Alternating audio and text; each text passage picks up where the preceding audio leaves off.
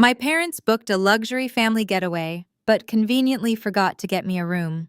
Standing in the opulent lobby, my younger sister laughed in my face, telling me they reserved suites for her, her husband, and my nephew, because they were the actual family. She told me I should be grateful they let a single 35-year-old woman ride in their car. I did not scream or cry. I just looked at them, picked up my bag, said I would leave, and walked right out the glass doors. I ignored the dozens of frantic phone calls that flooded my phone hours later. They had no idea that their cruel little joke was about to backfire in ways they could never have imagined, or that my departure was just the first domino to fall. Before I continue this story, let me know where you are watching from in the comments below. Hit like and subscribe if you have ever had to stand up to family who underestimated your worth. The cool marble floors of the Blue Ridge Resort lobby clicked beneath my heels as our family approached the grand reception desk.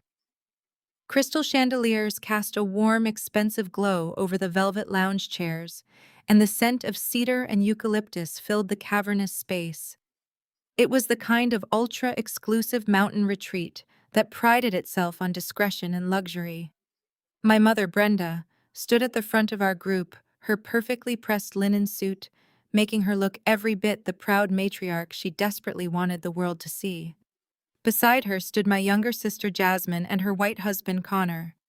I stood slightly behind them, exhausted from the 3-hour drive from Atlanta, waiting to finally put my bags down and get my room key. The receptionist, a polite young woman with a crisp uniform and a professional smile, handed a stack of sleek black key cards across the marble counter. Brenda took them, her manicured fingers dividing the plastic cards with deliberate slowness. She handed one set to Connor, handed another set to Jasmine, and kept the final key for herself. I held my hand out, waiting for mine. Brenda did not even look at me. She just slipped her key into her designer purse and casually adjusted her silk scarf. "You are sleeping on the pull-out couch in little Leo's room," she said. Her tone was completely flat, as if she were discussing the weather rather than my sleeping arrangements for a week-long family vacation. I lowered my hand slowly, the reality of her words washing over me. A pull-out couch.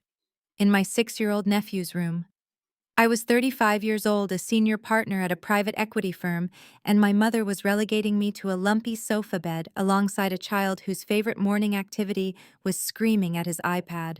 Jasmine turned to me, a cruel smirk playing on her lips as she pushed her oversized designer sunglasses up onto her forehead. "We reserved actual rooms for me, Connor, and Leo," she said, her voice dripping with that familiar, syrupy condescension she had perfected over the last decade. "We are the real family, Kendra. You are single and 35. Honestly, you should be grateful Mom even let you ride in the same car with us instead of making you drive up here all by yourself." The sting of her words was precisely designed to break me, to put me firmly back in the tiny box they had constructed for me since childhood. In my family, achievement meant nothing if it did not come with a wedding ring and a baby stroller. It did not matter that my financial portfolio was 10 times the size of my father's retirement account, or that I had bought my own luxury home in the city. To them, I was just the unmarried, childless, tragic older sister who should swallow her pride and be thankful to be included in the background of their picture-perfect lives. I looked at my mother, waiting for her to correct Jasmine, to tell her to show some respect. But Brenda just began checking her reflection in her compact mirror, completely ignoring the blatant disrespect happening 2 feet away from her. This was how they operated. They thrived on a hierarchy where Jasmine was the golden child who had secured the ultimate family prize of a traditional marriage, while I was simply the cash cow they tolerated when it suited them. But I did not cry. I did not shrink away. I looked right at Jasmine, studying the smug, entitled satisfaction radiating from her face. "Just like how you generously let me sit in the overflow seating at your wedding?" I asked, keeping my voice dangerously calm and steady. Jasmine's smile faltered slightly. "You remember that, right?" I continued, stepping just a fraction of an inch closer to her. The table right next to the kitchen swinging doors, out of sight from the main cameras. all while you happily used my $20,000 cash gift to pay for your premium open bar and your custom imported floral arrangements. Jasmine's face flushed a deep, ugly red. Her mouth opened and closed as she struggled to find a comeback that would not make her look like a complete hypocrite in front of the resort staff. My mother whipped her head around her compact, snapping shut with a sharp click. Her eyes flashed with immediate anger at my refusal to play the obedient silent victim they were so accustomed to. "We do not bring up old family business in public," Brenda hissed, glancing nervously at the receptionist, who was suddenly very focused on typing something into her computer. But the truth was out there, hanging heavy in the cedar-scented air. For years, they had gladly taken my money, my resources, and my professional connections while actively pushing me to the margins of every family event. They wanted my financial contributions, but refused to offer me basic human respect. Connor stepped forward, puffing out his chest under his expensive but poorly fitted polo shirt. He let out a loud, patronizing chuckle, the exact kind of laugh he used when he was trying to assert his finance bro dominance over a situation he did not fully grasp. "Come on, Kendra," he said, shaking his head and offering me a pitying look. "Do not make a scene in a place like this. It is embarrassing for all of us. Just take the couch and let us start our vacation. Do not ruin the vibe." He looked at me with such absolute unearned arrogance, completely secure in his position as the prized son-in-law. He was the man my parents paraded around at our local church, the guy who had given them the traditional family image they craved to show off to the other deacons. They tolerated his average salary and his inflated ego because he checked their specific boxes. And right now, he felt entirely comfortable telling a black woman who vastly out-earned him to sit down and be quiet. I looked from Connor to Jasmine, and finally to my mother, who was already turning her back on me to ask the receptionist about afternoon spa reservations. The disrespect was so blatant, so thoroughly woven into their every action, that it left absolutely no room for negotiation. There was no point in arguing with people who were committed to misunderstanding my worth. I did not argue. I did not raise my voice or demand the respect I was owed. I simply nodded, once reached down and picked up the heavy leather strap of my Louis Vuitton weekender bag, sliding it securely onto my shoulder. "Then I will leave," I said. The words were quiet, but they cut through the ambient lobby chatter like a surgical blade. Brenda spun back around, her eyes going wide with sudden, genuine panic. "You cannot leave," she snapped, grabbing for my arm, but missing as I stepped back. "If you walk out now, you are ruining the entire family trip. People will ask questions. Your father is going to be furious when he arrives." I just smiled, adjusting my coat. "Tell them I had a work emergency. Tell them whatever makes you feel better. I am not staying where I am not valued." I turned on my heel and began walking toward the grand glass exit doors of the resort. My heels clicked rhythmically against the polished marble floor, each step a declaration of the independence I should have claimed a decade ago. Jasmine yelled something after me, her voice shrill with indignation and embarrassment, but I tuned her out completely. I felt a massive, suffocating weight lifting off my shoulders with every inch of distance I put between us. As I approached the exit, the receptionist's voice carried across the quiet lobby, cutting clearly through my family's hushed, angry whispers. "Excuse me, sir," the receptionist said to Connor. "I just need a credit card to hold for the $1,500 security deposit for the 3 suites." I slowed my pace slightly, pausing just a few feet before the automatic sensors triggered the doors. I heard the rustle of leather as Connor pulled out his wallet, followed by his confident sigh. Then came the distinct sliding sound of a credit card going into the chip reader. A few seconds of tense silence stretched out across the lobby. Then it happened. A sharp, loud beep from the credit card terminal echoed off the marble walls. "I am sorry, sir," the receptionist said, her voice carrying a professional but unyielding volume that ensured everyone in the immediate vicinity could hear her perfectly. "This card has been declined. Do you have another form of payment?" I keep my pace steady, not speeding up, not slowing down. I let the heavy glass doors of the lobby slide shut behind me, sealing away the sound of Connor aggressively tapping his plastic cards against the marble counter. The warm mountain air hits my face, carrying the scent of pine and expensive landscaping. I do not look back. I know exactly what is happening in that lobby. Connor is turning bright red, his voice dropping into that condescending, tight pitch he uses whenever service workers do not bend to his immediate reality. Jasmine is likely standing behind him, arms crossed, looking around to see who is witnessing their public humiliation. And Brenda is standing there furious that her pristine family image is fracturing in real time. I am halfway down the sweeping cobblestone driveway when my phone begins to vibrate violently in my pocket. I do not need to look at the screen to know who it is. I slide the phone out. The caller ID displays my mother's name. I let it ring 3 times, enjoying the rhythmic buzz against my palm before pressing accept and bringing it to my ear. I do not say hello, I just listen. "Kendra, you need to turn around right this second," Brenda demands. Her voice is a frantic, hushed whisper, the exact tone she uses when she is trying to maintain appearances while internally panicking. Connor's cards are locked. It is some ridiculous bank error. Their fraud department flagged his account because we are traveling out of state. You need to come back here and put down your card for the deposit. There is no please.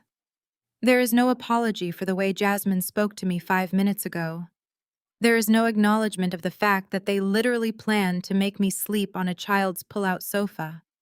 There is only the blind, arrogant expectation that I will open my wallet to save them from embarrassment.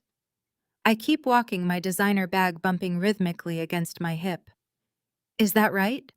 I ask, my voice perfectly level. "A bank error." "Yes, and the manager here is being completely unreasonable." She huffs, the panic bleeding into righteous indignation. Connor is on the phone with his bank now, but they are saying it might take 24 hours to clear the fraud alert. We have all our luggage sitting in the middle of the lobby. People are staring. "Kendra, you need to fix this. Do it for your nephew. Little Leo is tired and needs to get up to his room." They always use Leo.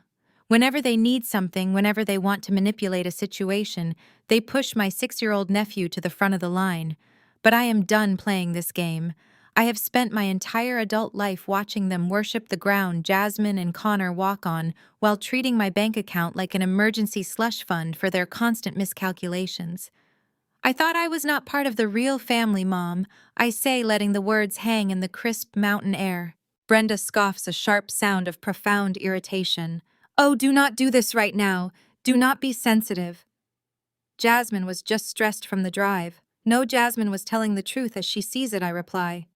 You all see me as an outsider until the bill comes. But real families do not use the fake aunt's credit line to fund a lifestyle they cannot actually afford. If Connor is the genius provider you and Dad always brag about at church, he can figure out how to pay for his own vacation. Kendra, Michelle Adams. "Do not you dare speak about your brother-in-law that way," Brenda hisses. "We are family. The Lord commands us to support one another. If your father were here right now, he would be appalled by your selfishness. You get back here and give this woman your card. Tell Connor to use the cash he supposedly made from that massive crypto deal he was bragging about at Easter," I say. "Have a wonderful trip, Mom. Enjoy the lobby." I pull the phone away from my earpress end and immediately go into my settings. I block her number. I block Jasmine's number. I block Connor's number. I need at least an hour of absolute silence to set the rest of my plan into motion. I do not walk toward the guest parking lots. I do not call for the valet to bring my car around. Instead, I take a sharp right turn off the main cobblestone driveway and head down a winding, heavily shaded path lined with towering oak trees and manicured hedges. The path is marked by a discreet bronze plaque that simply reads, "Private Residences." As I walk, the noise of the main resort fades away. The chaotic energy of stressed tourists, crying children, and overworked bellhops is replaced by the serene manufactured quiet of absolute wealth. My family thinks I am just a glorified accountant, because I am a Black woman who does not flaunt her bank account with flashy logos or leased luxury cars. They assume my career in finance is mundane. My father, Reverend Thomas, always introduces me to his congregation by saying I work with spreadsheets. They have never bothered to ask what those spreadsheets actually represent. They were always too busy celebrating Connor's latest imaginary venture to care about the daughter who was quietly building an empire. They do not know that over the past decade I have worked 80-hour weeks ruthlessly climbing the corporate ladder to become a senior partner at one of the most aggressive private equity firms in the Southeast. I do not just manage money, I acquire assets. I restructure corporate debt. I buy companies. And 6 months ago, my firm aggressively acquired the entire hospitality portfolio that owns and operates the Blue Ridge Resort. I did not just book a trip here. I own the ground my mother is currently standing on. The path opens up to reveal a stunning enclave of private luxury villas separated from the rest of the property by a massive wrought iron security gate. A guard stands at the booth looking up as I approach. He immediately straightens his posture. I do not need to show him an ID. The management team was briefed on my arrival weeks ago. "Good afternoon, Ms. Adams," the guard says, respectfully pressing a button that causes the heavy iron gates to swing open silently. "Good afternoon, Marcus," I reply, stepping through the gates into my own private sanctuary. Waiting for me at the end of the stone walkway is the resort's head concierge, a meticulously dressed man named Julian. He holds a silver tray adorned with two sleek matte black keycards and a crystal glass of sparkling water. "Welcome back, Boss," Julian says, bowing his head slightly as I approach. "The grand villa has been prepared exactly to your specifications. The private chef has stocked the kitchen, and your preferred vintage of Bordeaux is currently breathing in the dining room." "Thank you, Julian," I say, taking the glass of water and the heavy metal keys. "Is the perimeter secure?" "Absolutely," he replies. "No guests from the main resort are permitted past the iron gates without your express direct authorization." "Excellent, keep it that way." I walk up the sweeping stone steps to the Grand Villa, a sprawling 4,000 square foot architectural masterpiece of glass, dark wood, and modern stone. The double mahogany doors open into a massive living space with vaulted ceilings and a panoramic view of the Blue Ridge Mountains. A massive stone fireplace anchors the room, and a pristine king-sized primary suite sits on the upper loft. Every single detail, from the imported Italian leather furniture to the custom ambient lighting, reflects the kind of meticulous control and absolute success I have fought for my entire life. It is a jarring, hilarious contrast to the lumpy, stained pull-out couch in my nephew's room that my mother deemed appropriate for me. They wanted to put me in a corner and treat me like an afterthought. They had no idea they had just banished me to the most exclusive penthouse on the entire mountain. I set my Louis Vuitton bag down on the custom sofa. The silence in the villa is beautiful. There is no nagging. There is no passive-aggressive commentary about my single status. There is no Connor trying to mansplain basic economics to me while secretly drowning in debt. There is just the sweet, undeniable peace of being completely untouchable. I walk over to the wet bar where an expensive bottle of aged Bordeaux sits perfectly decanted, just as Julian promised. I pour myself a generous glass, the dark red liquid swirling smoothly against the crystal. I take a slow sip, letting the complex flavors settle on my tongue. The taste of independence is exquisite. I walk toward the massive floor-to-ceiling windows that overlook the entire valley. From this elevated vantage point, I can actually see the main courtyard of the resort below. I can see the tiny figures of guests moving around the valet stand. I imagine my family down there, surrounded by their luggage, realizing for the first time that their golden ticket has vanished. They thought they held all the power because they controlled the family narrative. They forgot that I control the capital. Just as I take another sip of my wine, the screen of my phone lights up on the marble counter behind me. The sudden glare catches my eye. I had blocked my mother, my sister, and my brother-in-law, but I had forgotten to block one person. I pick up the phone. A new text message is sitting on the lock screen. It is from my father, Reverend Thomas. He has finally arrived at the resort, and judging by the preview text glowing brightly on my screen, he has walked right into the absolute chaos I left behind in the lobby. The text is not a question. It is a demand heavy with the patriarchal authority he uses to rule his church and his family. The dominoes are starting to fall, and the real show is about to begin. I push through the heavy glass doors and step into the crisp mountain air. I do not stay to watch the immediate fallout. I know exactly how Connor reacts to public embarrassment. His neck will flush, his voice will drop to that condescending register, and he will blame everyone but himself. I keep walking down the winding private pathway toward the owner's villas. My phone starts vibrating in my pocket before I even reach the heavy iron gates of the VIP compound. I pull it out and see my father's name on the screen. Reverend Thomas has finally arrived from his networking breakfast right on time to witness the wreckage. I let it ring. I am not dealing with his booming pastor voice right now. A moment later, a text message lights up the screen.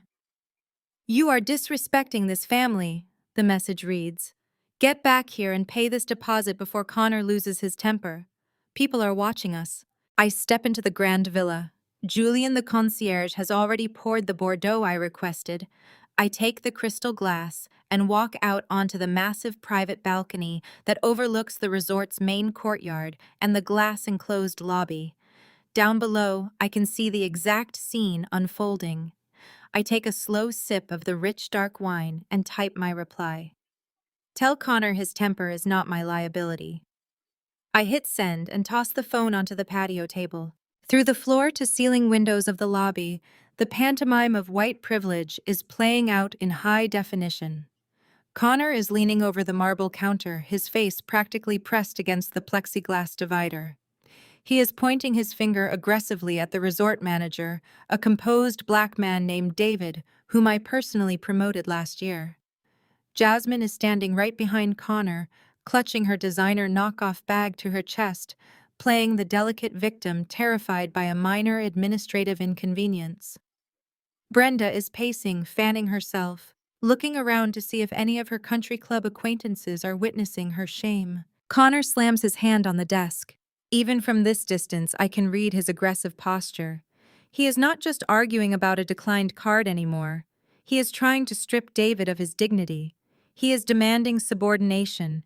It is the exact same entitlement he brings to our Sunday dinners, where he confidently interrupts my financial analyses to explain basic market trends to me, knowing my parents will always nod along with him. I pick up my phone again. I bypass the general reservation line and pull up the direct number for Marcus, the general manager of the entire hospitality group. I do not type a long, emotional explanation. I am the boss and I handle my business. Zero tolerance for verbal abuse towards staff, I type. Evict them immediately.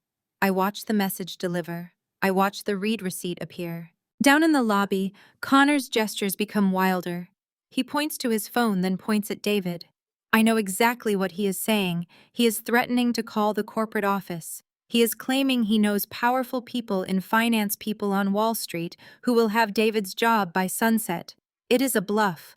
Connor's entire career is a house of cards built on inflated startup pitches and borrowed credibility. But David does not know that. David only knows that an angry guest is screaming at him, and in the hospitality industry, the guest is usually presumed right. Not in my resort. I see David's radio earpiece light up. He reaches up, pressing a finger to his ear to listen. He nods once. The shift in his posture is immediate and absolute. The forced apologetic hospitality smile drops from his face. He stands up straighter, looking down at Connor with the calm authority of a man who just received maximum cover from the highest possible level. David raises his hand, signaling across the lobby. From the corridors, 4 members of the resort's private security team converge on the front desk. They are wearing sharp black suits, moving with quiet, undeniable purpose. Brenda freezes her hand, flying to her pearls. My father, who had been hovering near the luggage cart trying to look completely removed from the situation, suddenly steps forward, his hands raised in a placating gesture. Reverend Thomas is used to commanding a room from a pulpit, but here he has absolutely no jurisdiction. Connor tries to stand his ground, puffing his chest out at the head of security.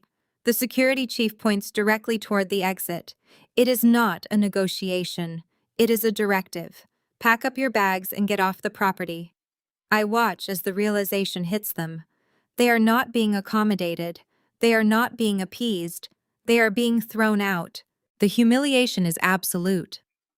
The bellhops begin rolling their luggage carts toward the sweltering heat of the front curb. Jasmine is practically in tears, stomping her feet in a tantrum that rivals her 6-year-old son.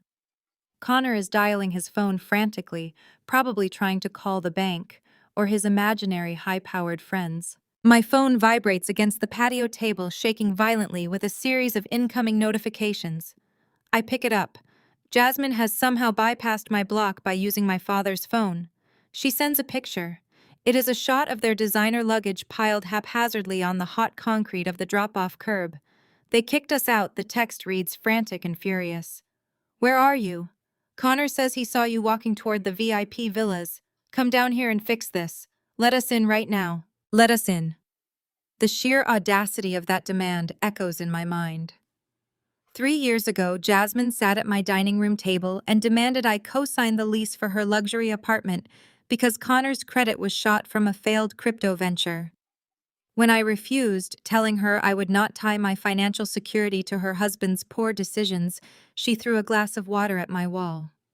She told me I was a bitter, lonely woman who hoarded wealth because no man wanted me. My parents had backed her up, calling me stingy and unchristian. They ended up using their own savings to secure that apartment, a financial burden they are still paying for. And now stranded on the curb of a resort they cannot afford. Her first instinct is to command me to save her. I stare at the message. I do not feel pity. I do not feel guilt. I finish the last drop of my Bordeaux. They want to know where I am. They want me to let them in. Fine. I will deliver the news in person. I set the crystal glass on the counter, smooth the lapels of my tailored blazer, and step out of the grand villa. I take the private glass-enclosed elevator down to the ground level of the VIP compound. The doors open to the humid mountain air. I walk down the manicured path toward the heavy wrought iron security gate that separates my sanctuary from the main public driveway. Through the thick black bars I can see them. They are sweating, miserable, and completely out of options.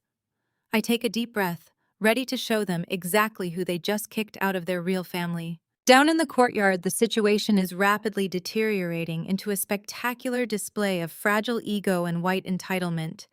Even through the thick, soundproof glass of my balcony doors, the frantic, hostile energy of Connor's meltdown radiates upward like heat off asphalt. He is leaning aggressively over the mahogany reception desk, his face flushed a mottled, angry crimson.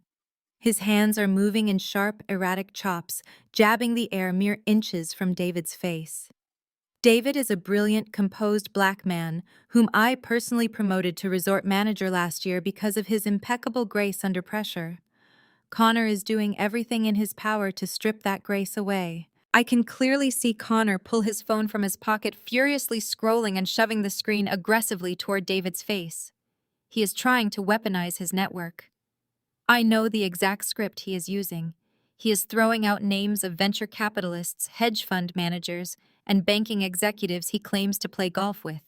He is demanding to speak to the real owner of the resort, threatening that he is just one phone call away from having David fired, blacklisted, and ruined before sunset. It is the classic, pathetic maneuver of a mediocre man who has always used his proximity to whiteness and wealth as a substitute for actual authority.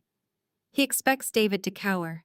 He expects the world to bend to his volume. Watching this pathetic display, a bitter taste rises in the back of my throat, completely ruining the rich, velvety finish of my wine. I have seen this exact performance from Connor countless times, and I have watched my family applaud him for it. I remember last Easter dinner at my parents' suburban home. The dining room was filled with the heavy scent of my mother's glazed ham and collard greens, but the atmosphere was entirely suffocated by Connor's bloated ego. My father, Reverend Thomas, had insisted Connor sit at the head of the table, treating him like a visiting dignitary rather than an unemployed grifter living off my sister's credit cards. Connor had poured himself a generous glass of my father's most expensive aged bourbon, swirled it theatrically, and looked directly at me down the length of the table. He had the absolute nerve to call my position at the private equity firm cute bookkeeping. He told the entire table with a completely straight face that women in finance lack the aggressive, predatory instinct required for true wealth generation. He then generously offered to review my financial portfolio so he could shift my assets into his latest shady cryptocurrency venture, promising he could double my money if I just trusted his masculine business acumen. Jasmine had sat next to him, beaming with pride, chiming in to say that I should really listen to my brother-in-law because I was too conservative with my money. My mother, Brenda, had immediately agreed, urging me to take notes and listen to the man of the house. My father just nodded in solemn pastoral agreement, adding that God rewards those who follow male leadership. They actively inflated his delusions. They completely dismissed the fact that the cute bookkeeping I was doing involved structuring 9-figure corporate acquisitions and managing a global hospitality portfolio worth more than the entire gross domestic product of a small island nation. They chose to validate his imaginary genius rather than respect the concrete, undeniable reality of the black daughter sitting right in front of them. They wanted a successful white son-in-law so desperately that they were willing to let him insult me in my own family home. Down below in the lobby, the power dynamic shifts with a sudden, beautiful precision. I watch David look down at the discreet company mobile device resting on the counter. He reads the single text message I just sent him. Zero tolerance. Evict them. The transformation in David's posture is immediate and absolute. The forced apologetic customer service smile vanishes from his face, replaced by a mask of total professional indifference. He straightens his spine, squaring his shoulders, and looks down at Connor with the icy, unshakable authority of a man who knows he holds the ultimate trump card. David does not argue. He does not raise his voice to match Connor's hysterical pitch. He simply raises his left hand, holding it flat, and gives a subtle, sharp nod across the vast expanse of the lobby. From the shadows of the arched marble corridors, the resort's private security team materializes. They are 4 massive men in immaculately tailored black suits, moving with the synchronized, lethal efficiency of a tactical unit. They do not run or shout. They simply glide across the polished stone floor and form a tight, impenetrable perimeter around my family. The lead security officer, a towering man with an earpiece, steps directly between Connor and the reception desk. He uses his sheer physical presence to force Connor to take a stumbling, awkward step backward. Brenda recoils, her hands flying to her pearl necklace in absolute horror. She looks around frantically as other affluent guests stop their conversations to stare at the commotion. The pristine image of the wealthy, respectable Addams family she tries so hard to project is being shredded in real time. Reverend Thomas tries to step forward, puffing out his chest and raising his hands as if he is about to deliver a commanding sermon from his pulpit to calm the waters. He opens his mouth, undoubtedly preparing to use his booming pastor voice to demand respect. But the security officer simply holds up a flat palm, stopping my father dead in his tracks. My father's pastoral authority means absolutely nothing in this lobby. Here the only religion is capital, and he has none. The security team gestures uniformly toward the automatic glass exit doors, their message clear, unified, and entirely non-negotiable. Pack your bags and get off the property immediately. I watch the blood drain from Connor's face as the reality of the situation finally pierces through his entitlement. He is not getting an apology. He is not getting an upgrade. He is being thrown out like a common trespasser. The bellhops, moving with swift compliance to David's orders, immediately begin rolling the family's towering stack of designer luggage carts toward the sweltering heat of the front curb. Jasmine is practically stomping her feet, her mouth open in a silent scream of indignation, looking around for someone to save her from this profound public humiliation. They are being physically guided out the doors, thrust into the oppressive summer humidity, stripped of all their unearned dignity. The heavy glass doors slide shut behind them, sealing them outside. My phone suddenly vibrates violently against the cool marble countertop, the harsh buzzing sound shattering the quiet luxury of my penthouse. The screen flashes bright, illuminating the dim room. It is an incoming call from Jasmine. I stand a few feet back from the heavy wrought iron gate, letting the thick black bars serve as a physical barrier between my peace and their chaos. The afternoon sun is beating down relentlessly on the asphalt drop-off zone, casting harsh shadows across the mountain of designer luggage they have haphazardly piled on the curb. From my side of the gate, shaded by ancient sprawling oak trees and cooled by the gentle mist of the landscaping sprinklers, they look exactly like what they are. A group of arrogant, overextended frauds who have finally run out of credit. Jasmine spots me first. She drops the handle of her oversized suitcase and marches right up to the iron bars, gripping the metal with both hands. Her expensive blowout is already frizzing in the oppressive humidity, and her perfectly applied makeup is starting to melt. "Kendra, open this gate right now," Jasmine demands. Her voice is shrill, vibrating with that familiar, unchecked entitlement. "We have been standing out here in 90-degree heat for 20 minutes.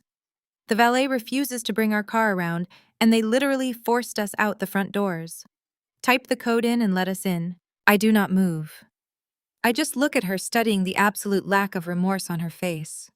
It is the exact same demanding, unapologetic tone she used 3 years ago when she sat at my dining room table and told me I was obligated to co-sign the lease for her luxury apartment. She had told me then that since I was unmarried and hoarding wealth, it was my duty to support my younger sister's family.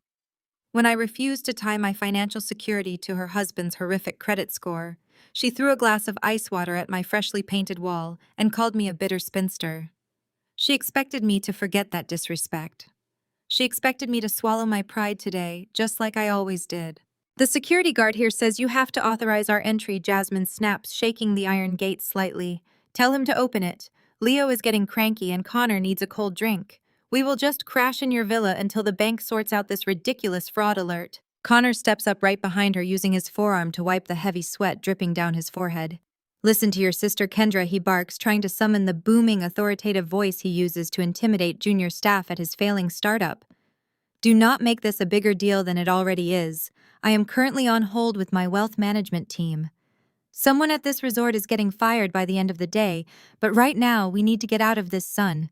Open the gate." I cross my arms over my tailored blazer, keeping my posture completely relaxed. "I am sorry," I say, my voice smooth and perfectly projected so they can all hear me. The guest policy at the owner's villas is extremely strict. No unverified visitors are permitted past the gates. And since you made it abundantly clear in the lobby that I am not actually part of the real family, I cannot possibly vouch for you. Brenda pushes past Connor, her face a mask of absolute outrage. She uses a glossy resort brochure to frantically fan herself, her chest heaving with indignation. "Kendra Michelle Adams, this is not a game," Brenda hisses, pressing her face close to the bars. "You will stop this foolishness immediately. People from our church vacation here. I will not have my family standing on the side of the road like common vagrants. Tell the guard to let us in. You are embarrassing your father." Reverend Thomas finally steps forward, pulling his shoulders back to present his most imposing pastoral figure. "You will honor your parents, Kendra," he dictates, his voice dropping into that deep, commanding register he uses from the pulpit. "You are acting out of spite. The Lord commands us to forgive and provide shelter for our kin. You will open this gate and you will pay whatever deposit is required to get our suites back. Connor will reimburse you on Monday when the banks open. That is final." I look at the four of them, united in their complete delusion. They genuinely believe they still hold the power. They genuinely believe they can insult me, relegate me to a child's sofa, and then demand I finance their luxury vacation 5 minutes later. "Connor will not reimburse me on Monday," I say, letting my words fall like heavy stones. "Connor does not have $1,500 for a security deposit, let alone the funds to cover 3 luxury suites for a week." Connor's face turns a dark, ugly shade of magenta. "What the hell are you talking about?" he stammers, looking nervously at Jasmine. "I told you it is a fraud alert. My accounts are locked because of suspicious out-of-state activity." I laugh. It is a sharp, humorless sound that cuts right through the ambient noise of the resort. "I work in private equity, Connor. We acquire companies that specialize in consumer data and debt restructuring. Do you really think I do not know exactly what your financial footprint looks like? You have $45,000 in revolving credit card debt. You secretly leveraged Jasmine's car title for a crypto scam that collapsed 4 months ago. Your business accounts have been overdrawn since Tuesday. Your bank did not lock your cards because of a fraud alert. They locked your cards because you have exactly $12 in checking and you are 3 months behind on your mortgage. Jasmine whips her head around to look at her husband. Her mouth falls open. Connor, she whispers, her voice suddenly devoid of all its previous entitlement. Tell me she is lying. Tell me she is just being a jealous bitch. Connor cannot look at her. He looks at his shoes, his jaw clenching and unclenching as the reality of his exposure sets in. Brenda lets out a short, horrified gasp, stumbling back a step, as if she has been physically struck. The golden son-in-law, the man they paraded around as the pinnacle of success simply because he checked their traditional boxes, is completely bankrupt. But that is not even the best part. I continue taking a slow step closer to the iron bars. You demanded to speak to the real owner of the resort when you were throwing your little temper tantrum at the front desk. You told David you knew powerful men in finance who would have his job by sunset. I am going to sue this place, Connor mutters weakly, still staring at the asphalt. They had no right to throw my family out on the street. They had every right, I reply, my voice dropping to a deadly calm. David did not evict you because of a bank error, Connor. David evicted you because I sent him a text message explicitly ordering him to remove you from the property for verbally abusing my staff. The silence that follows is absolute. The only sound is the gentle hum of the landscaping sprinklers on my side of the gate. Your staff. Reverend Thomas repeats, his brow furrowing in deep confusion. What nonsense are you speaking now, Kendra? You are an accountant. I am a senior partner at Vanguard Capital, I say, looking directly into my father's eyes. You never bothered to learn the name of my firm because you were too busy praising Connor for his imaginary startups.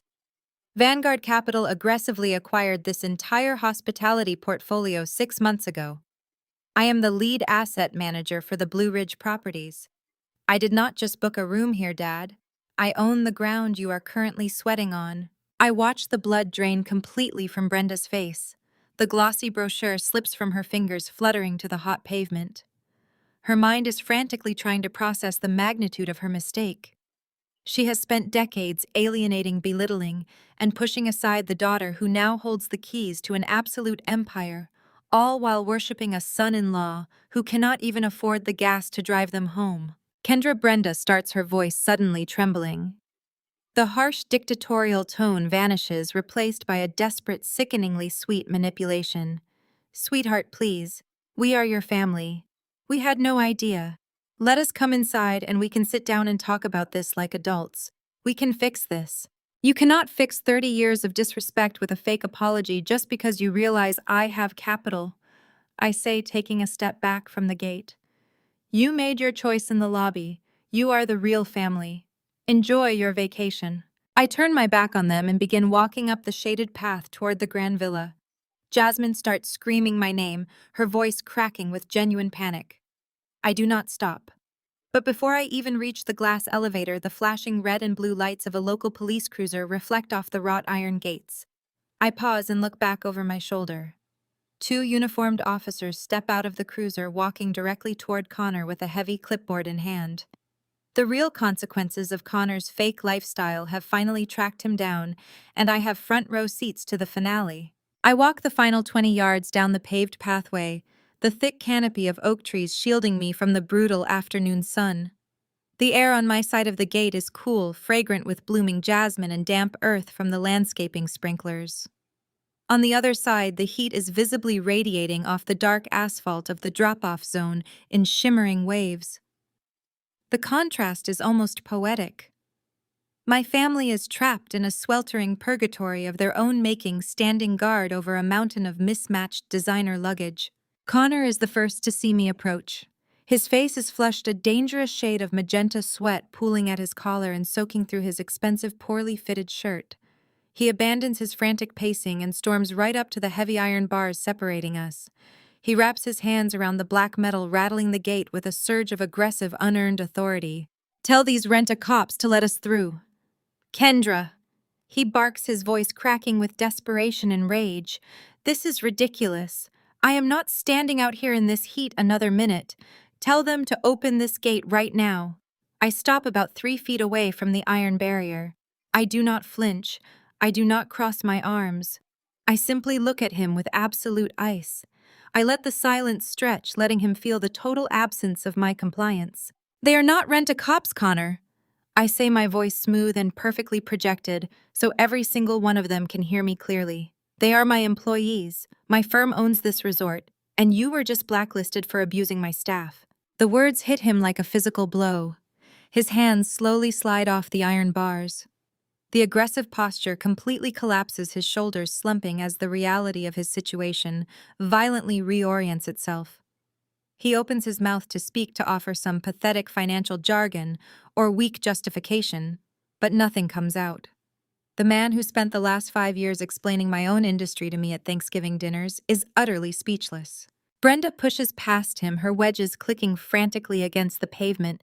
She grips the bars of the gate, her knuckles turning white, her eyes wide with a mixture of profound shock and immediate calculating greed. "You own this," she gasps, her voice trembling as she stares past me at the sprawling, pristine acreage of the VIP compound. "Why did not you tell us? You let us struggle to pay for Jasmine's deposit. We had to dip into our retirement savings for that apartment, Kendra. If you have this kind of money, you should have stepped up for your sister." I laugh, a sharp, bitter sound that echoes against the stone pillars of the security booth. "You really want to know why I kept my mouth shut? Because every time I tell you about my successes, Dad takes the credit and you ask for a loan." Brenda stares at me, her mouth opening and closing in stunned silence. It is the absolute truth. I continue, taking a slow, deliberate step closer to the gate. When I got my full ride to Boston University, Dad stood up in front of the entire congregation and said it was his daily prayers that got me in, completely erasing the nights I spent studying until my nose bled. "When I bought my first house, you immediately asked me to co-sign a loan for a boat you could not afford. I learned very early that in this family my achievements are never celebrated for me. They are just harvested for your convenience. I decided 10 years ago to stop feeding the machine." Reverend Thomas finally finds his voice. He steps up beside Brenda, his face dark with pastoral fury. "You listen to me, young lady," he thunders, pointing a thick finger at me through the bars. "You will not disrespect your mother that way, and you will not stand there and hoard wealth while your family suffers. The Lord commands us to share our blessings. You will open this gate, you will secure us 3 suites, and we will deal with your attitude in private." I shake my head, feeling a profound sense of pity for a man who still thinks his volume equals power. "God did not tell you to leverage your retirement to pay for Connor's fraudulent crypto schemes, Dad. You did that because you wanted to buy a white son-in-law who looked good in family photos. You bought a lie, and now the bill is due. I am not paying it." Jasmine suddenly pushes her way to the front. Her mascara is running, tracking dark lines down her flushed cheeks. She looks nothing like the smug, superior woman who laughed in my face inside the lobby just 30 minutes ago. "Kendra, please," she begs, her voice shrill and panicked. "You cannot leave us out here. Connor's cards are not working. We do not have anywhere to go. Little Leo is crying. Just let us in for the night. We will figure it out tomorrow. I promise." I look at my sister. I look at the absolute terror in her eyes as the facade of her perfect marriage finally cracks wide open in the brutal afternoon sun. "I am not punishing you, Jasmine," I say softly. "I am just finally holding you accountable. You wanted to be the real family. You told me I was just the single tragic sister who should be grateful for a spot on the floor. You made your hierarchy very clear. Enjoy the top." Before Jasmine can formulate another excuse, the heavy thud of car doors slamming shut draws all our attention. The 2 police officers who had pulled up to the curb finally walk over to our group. They move with quiet, deliberate purpose, their hands resting loosely near their duty belts. Connor Blackwood, the taller officer, asks, his eyes scanning the group before locking onto my brother-in-law. Connor stiffens, taking a rapid step backward, bumping into the towering stack of Louis Vuitton luggage. "Yes," he stammers, attempting a weak, highly artificial smile. "Is there a problem, officer?" There was a misunderstanding with the resort manager, but we are leaving voluntarily. This has nothing to do with the resort, sir, the officer replies, pulling a folded document from his vest pocket. We have a warrant for your arrest originating out of Fulton County, Georgia. It pertains to multiple counts of wire fraud and the illegal transfer of a vehicle title across state lines. Jasmine lets out a piercing, horrified scream. She grabs Connor's arm, shaking him violently. What is he talking about, Connor? Tell him he is wrong. Tell him this is a mistake. Connor does not look at her. He does not say a word. He just holds his hands out, his shoulders entirely defeated as the officer pulls a pair of steel cuffs from his belt. The sharp metallic click of the handcuffs locking around Connor's wrists sounds like a gunshot in the quiet mountain air. Brenda starts sobbing hysterically, burying her face in Reverend Thomas's shoulder. My father looks completely paralyzed, watching his prized golden son-in-law being read his Miranda rights in the middle of a public driveway. The illusion of their perfect, successful family is actively burning to the ground, taking all their arrogance and unearned pride with it. Officer, please. Reverend Thomas pleads, his voice cracking, entirely stripped of its usual booming authority. There must be some mistake. I am a prominent clergyman in Atlanta. We can clear this up. Who do I need to call to post his bail? The officer shakes his head, securing Connor by the arm. He will be held without bond until his extradition hearing on Monday, Reverend. You can contact the Fulton County District Attorney's Office if you have questions about the charges. They march Connor away from the luggage, leading him toward the back of the cruiser. Jasmine collapses onto one of her suitcases, weeping uncontrollably, burying her face in her hands. Brenda and Thomas stand beside her, looking utterly destroyed, stripped of every single defense mechanism they have utilized for the past 3 decades. I stand on my side of the iron gate, completely untouched by the wreckage. I do not feel the urge to rescue them. I do not feel the familiar suffocating guilt they spent my entire life trying to install in me. I just feel an overwhelming, brilliant sense of peace. I turn my back on the flashing blue lights, pull my tailored blazer tight against the cool breeze of the compound, and begin walking back toward the grand villa. I step off the private elevator, and the humid mountain air immediately clings to my skin. The pristine quiet of the VIP compound sits behind me, while the chaotic, unhinged energy of my family radiates from the other side of the heavy wrought iron security gate. They are standing on the dark asphalt of the valet curb, baking in the mid-afternoon sun, surrounded by a mountain of mismatched designer luggage. Connor spots me first. His face is a blotchy, furious red sweat soaking through the collar of his expensive, ill-fitting polo shirt. He abandons his frantic pacing and storms right up to the iron gate, gripping the thick black bars with both hands as if he intends to rip them from their hinges. "Tell these rent-a-cops to let us through, Kendra," Connor barks, his voice cracking slightly under the strain of his own outrage. "This is ridiculous. I am not standing out here in this heat for another minute. Open this gate right now or I'm calling the police for illegal eviction." I stop about 3 feet away from the barrier. I don't cross my arms. I don't raise my voice. I simply look at him with absolute ice, letting the silence stretch just long enough for him to feel the total absence of my compliance. "They aren't rent-a-cops, Connor," I say, my voice smooth, carrying easily through the iron bars. "They're my employees. My firm owns this resort, and you were just blacklisted for abusing my staff." The words hit him like a physical blow. His hands slowly slide off the metal. The aggressive, entitled posture completely collapses, his shoulders slumping as his brain struggles to process the information. The man who spent the last 5 years explaining my own industry to me at Sunday dinners, the man who called my private equity acquisitions cute bookkeeping while inflating his own shady startup ventures, is suddenly speechless. Brenda pushes past him, her wedges clicking frantically against the pavement. She grips the bars exactly where he just let go, her eyes wide with a frantic mixture of profound shock and immediate calculating greed. "You own this!"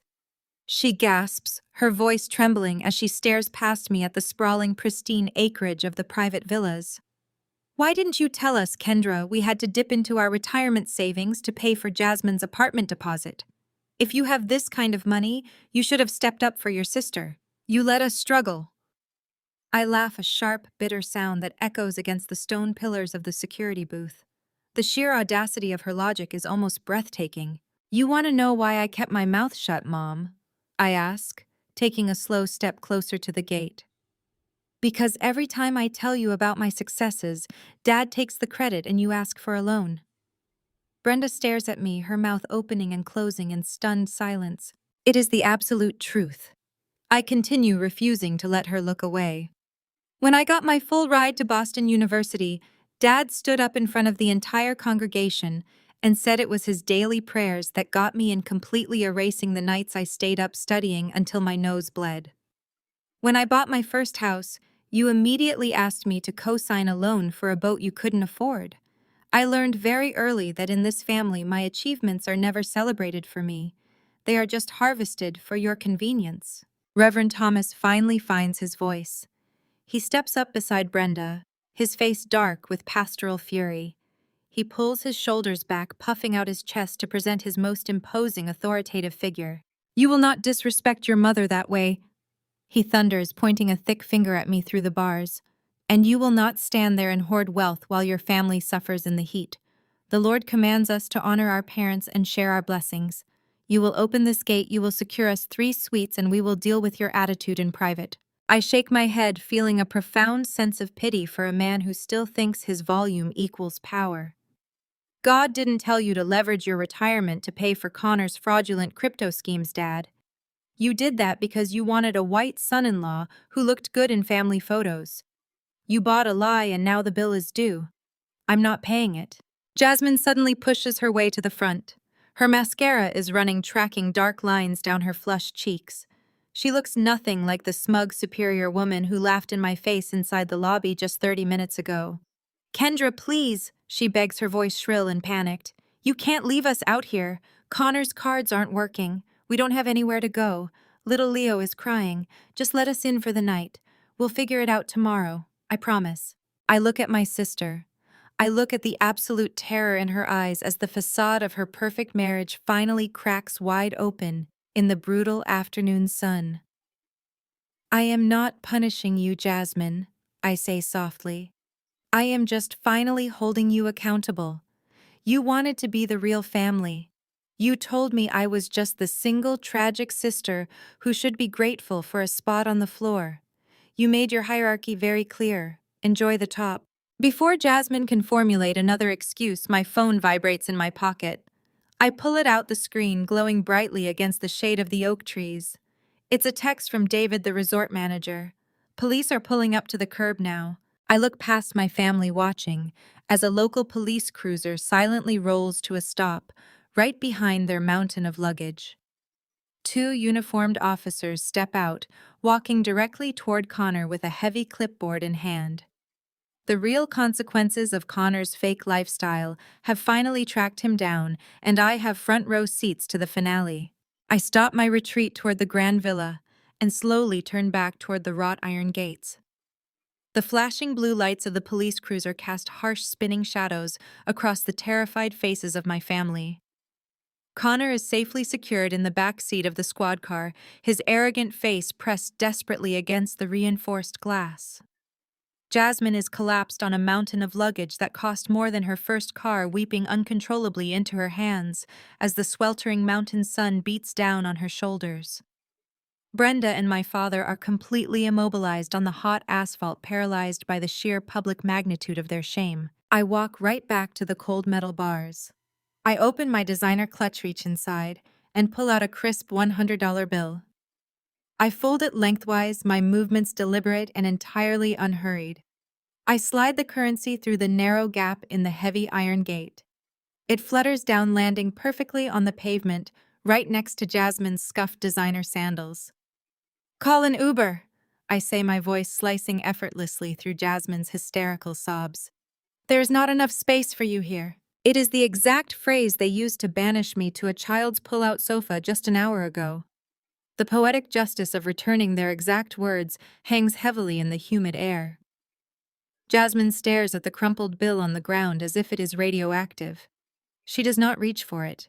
She just looks up at me, her eyes wide with the horrifying realization that her ultimate safety net has permanently closed its doors. My father snaps.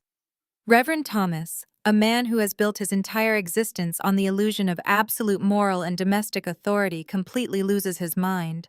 Humiliated in front of my security staff stranded on the curb and completely stripped of his power, he lunges toward the gate. His face is contorted with an ugly, visceral rage that I have not seen since I was a teenager. He points a shaking, furious finger directly at my face, gripping the iron bars with his other hand. "You are forbidden from coming to Thanksgiving," he roars, using his booming preacher voice to deliver his ultimate punishment. "You are dead to this family. Do you hear me, Kendra? Dead." He expects me to shatter. He expects me to drop to my knees, beg for his pastoral forgiveness, and open my wallet to buy my way back into his good graces. He expects the threat of isolation to break my spirit because he genuinely believes my entire worth is tied to my seat at his dining room table. I do not flinch. I just look at him, my expression perfectly serene. I unleash the truth I have held back for years, the heavy, suffocating secret I have kept hidden just to protect his fragile male ego. "Honor," I ask, my voice echoing off the stone pillars. "Like how I paid off your $80,000 church tax lien, and you told the congregation it was a miracle donation from an anonymous white philanthropist because you could not stomach the fact that your black daughter out-earned your golden white son-in-law." The silence hits them like a physical blow. The absolute truth of my words strips the remaining oxygen from the air. From the back of the police cruiser, Connor looks utterly confused, his brow furrowed as he tries to process the financial reality of the man he thought he was impressing. Brenda looks absolutely terrified, her hands flying to her mouth as the blood drains completely from her face. She knows that her perfect, pristine social standing within the church community is built on a massive, unforgivable lie, and her secret is finally out. My father's face contorts with a terrifying, helpless rage. His jaw clenches, his chest heaving as he struggles to find a scripture, a threat, or a command that will somehow put me back in my place. But he has absolutely nothing left. He is a fraud, and I am the bank that funded his illusion. I smile warmly at the three of them. "Good," I say, smoothing the lapel of my blazer, "because I am hosting Thanksgiving this year, and I am inviting Aunt Vivian." Brenda lets out a short, high-pitched gasp of pure horror. Aunt Vivian is my father's estranged sister, the only person in the entire extended family who knows exactly where all the skeletons are buried. She is the woman my father excommunicated 15 years ago because she refused to bow to his patriarchal demands. She is the woman who actually saw the bank transfer receipts for the church tax lien. Inviting Aunt Vivian is the ultimate declaration of war. It means the entire family tree is about to learn the unvarnished truth about Reverend Thomas and his golden child hierarchy. I turn on my heel and walk back up the shaded path toward my penthouse, leaving them drowning in the absolute wreckage of their own consequences. Fast forward 1 month. It is early November.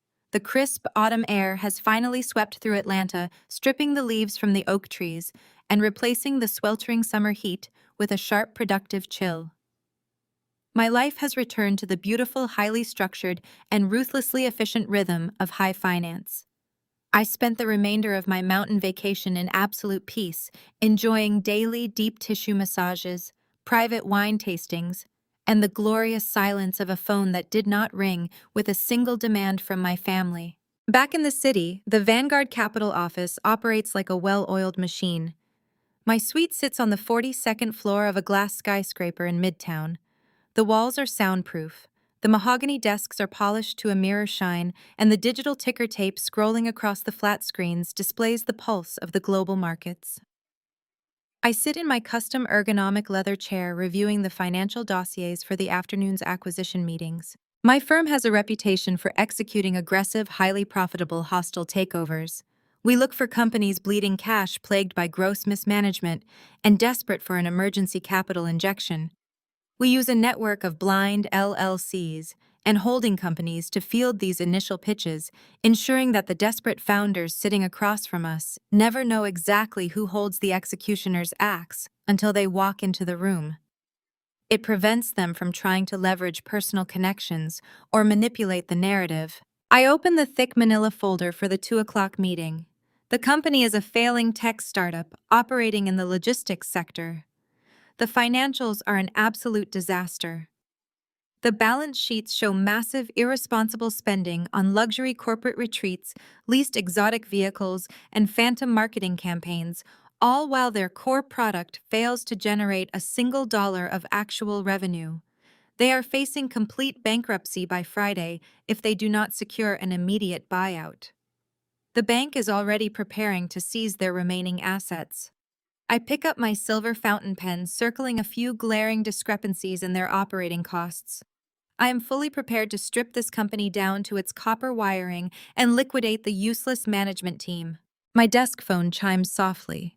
I press the speaker button. "Ma'am, the CEO for the 2 o'clock pitch is here," my executive assistant Marcus announces through the intercom. His voice is perfectly professional.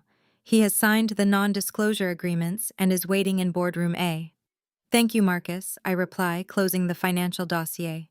"Send him in." I stand up, adjust the cuffs of my tailored charcoal suit, and walk over to the massive oak double doors, connecting my office to the private boardroom.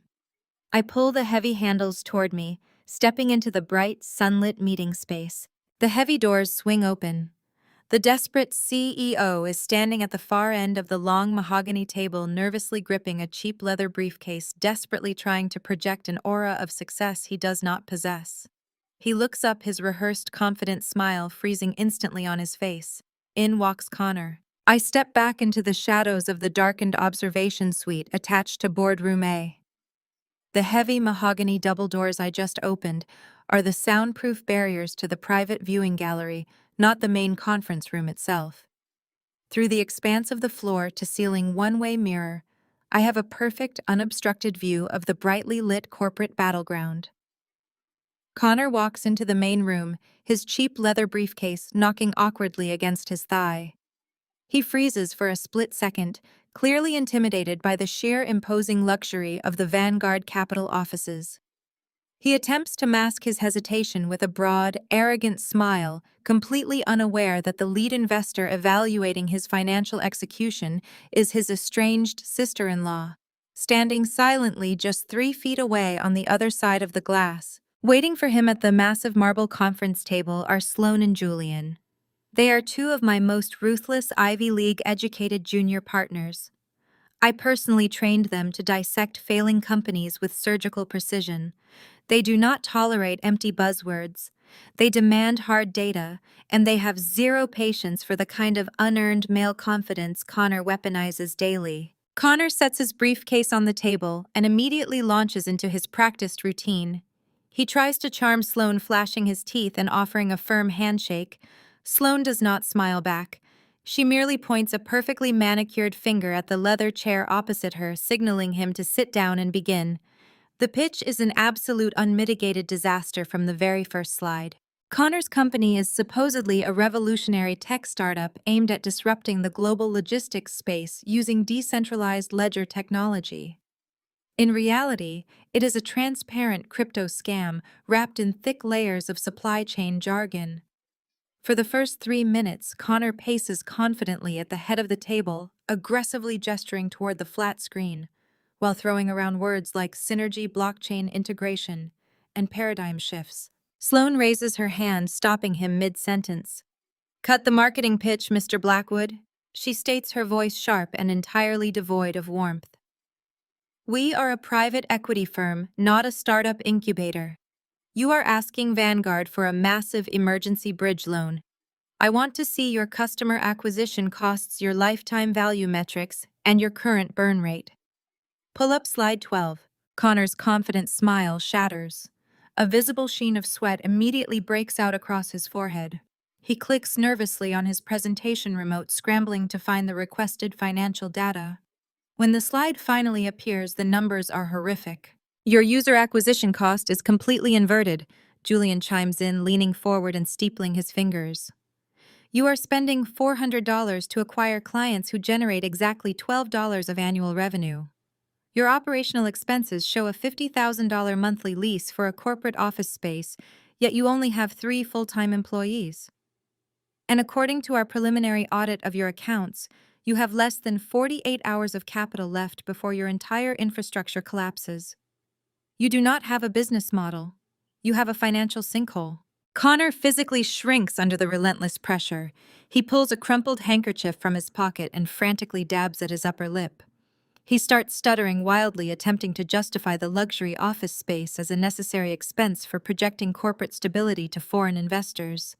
He stumbles over basic profit margin calculations, confusing his gross revenue with his net income. As I stand in the cool, silent darkness of the observation room, watching him sweat and stammer his way through middle school level mathematics, a wave of profound disgust washes over me. This is the man my parents worship.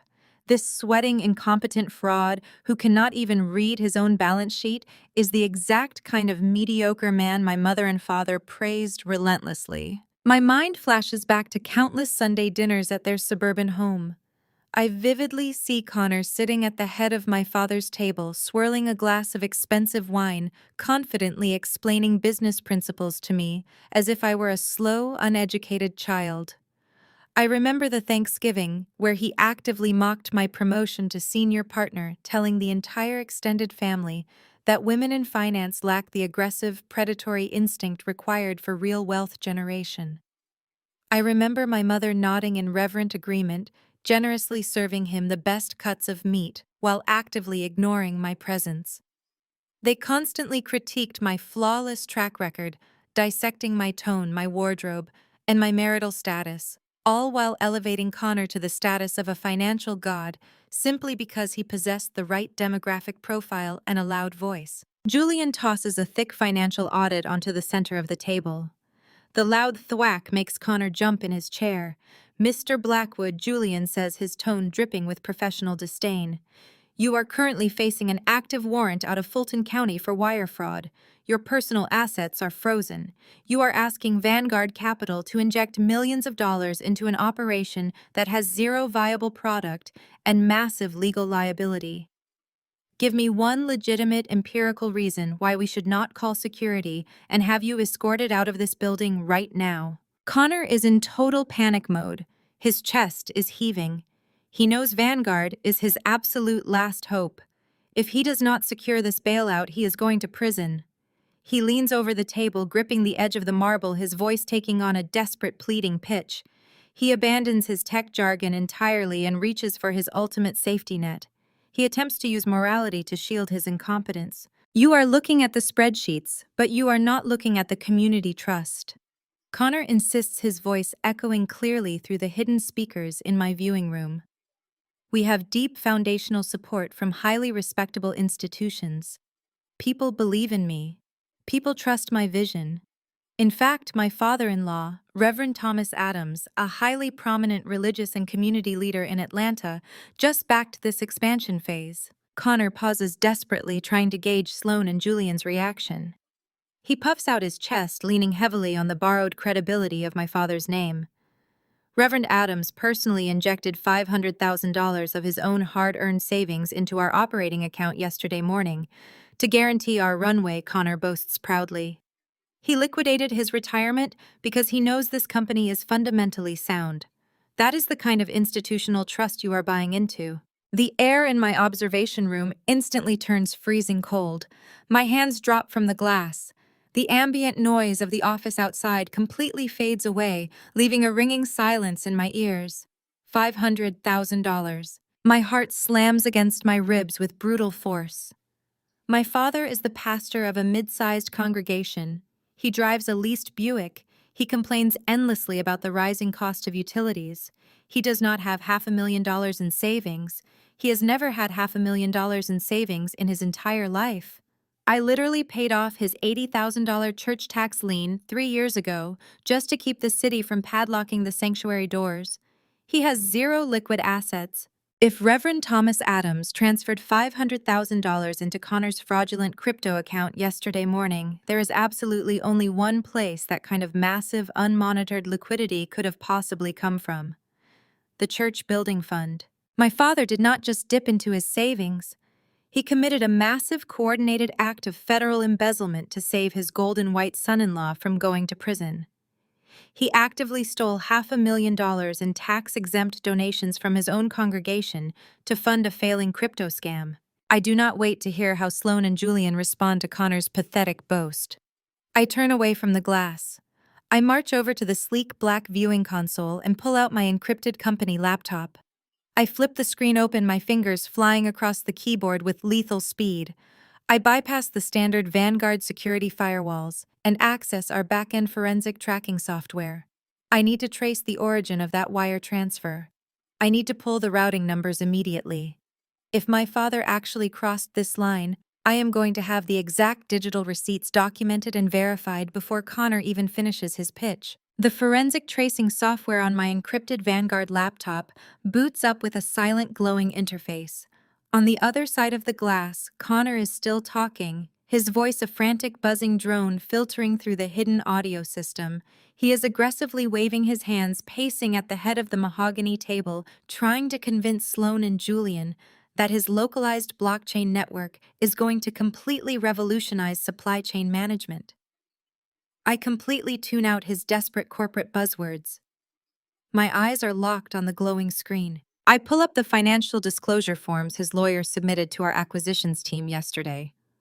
The documents proudly list a recent capital injection of $500,000, categorized under early-stage family and friends seed funding. I isolate the routing number and the originating financial institution. My fingers strike the keys with heavy rhythmic precision. I run the numbers through our internal clearinghouse database, a proprietary tool designed to strip away shell companies holding trusts and anonymous LLCs. It is digital archaeology, and I am hunting for the exact origin point of my father's supposed wealth. The search takes less than 90 seconds. The progress bar completes, and the raw financial data floods my screen. I stare at the origin accounts, and my breath catches sharply in the back of my throat. It is not the church building fund. My father did not steal from his congregation. What he did was infinitely more personal and profoundly more devastating. The $500,000 did not come from a single source. It was cobbled together from two separate, desperate financial maneuvers executed less than 48 hours ago. The first chunk, a staggering $300,000, originated from a regional credit union based in suburban Atlanta. I drill down into the loan origination file. It is a high-interest variable rate second mortgage. I look at the collateral listed on the loan document and my stomach physically drops. The address matches the ancestral family home on Elm Street. The house on Elm Street is not just a piece of real estate. It is the physical manifestation of my family's survival. My late grandfather built that house with his bare hands. He was a bricklayer who worked double shifts for 30 years, enduring the brutal systemic racism of the Jim Crow South, saving every single dollar he could scrape together. He laid every brick, mixed every batch of mortar, and framed every wall himself, so that his children would have a piece of earth that nobody could ever take away from them. It was the only genuine generational wealth our family had ever known. It was a fortress. It was a monument to Black resilience and hard work. When my grandfather passed away, he left it to my father free and clear, a debt-free sanctuary meant to be passed down through the generations. And my father, Reverend Thomas Adams, a man who constantly preaches about stewardship and legacy, just signed away my grandfather's blood and sweat. He slapped a toxic variable rate mortgage on a paid-off family monument to fund a fake crypto startup for a man who cannot even balance a checkbook. But $300,000 does not equal $500,000. I drag my cursor down to the second originating account, tracing the remaining $200,000. The data populates on my screen, and a fresh, suffocating wave of nausea washes over me. The routing number belongs to the Georgia State Teachers Retirement System. It is an emergency penalty laid in total liquidation of a pension account, my mother's pension account. Brenda taught middle school English for 35 years. She stood on her feet, grading papers, managing classrooms, and fighting for every single dollar in her retirement safety net. She just surrendered the entire account. She took a massive tax penalty for an early lump sum withdrawal. They emptied every single vault they possessed. They literally bet the entire family farm, their past and their future, on Connor. Pure, unadulterated rage replaces the shock. My hands actually shake as I stare at the screen. I look up, staring through the one-way glass at the man standing in my boardroom. Connor is wiping sweat from his neck, adjusting his collar, desperately trying to pivot away from Sloane's relentless questioning about his operating expenses. He looks so utterly mediocre. He is a walking manifestation of unearned confidence. My parents willingly destroyed their own financial security to prop him up.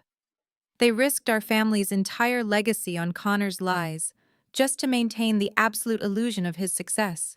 They could not stomach the reality that their black daughter, the one they constantly criticized and pushed aside, had legitimately out-earned their golden white son-in-law.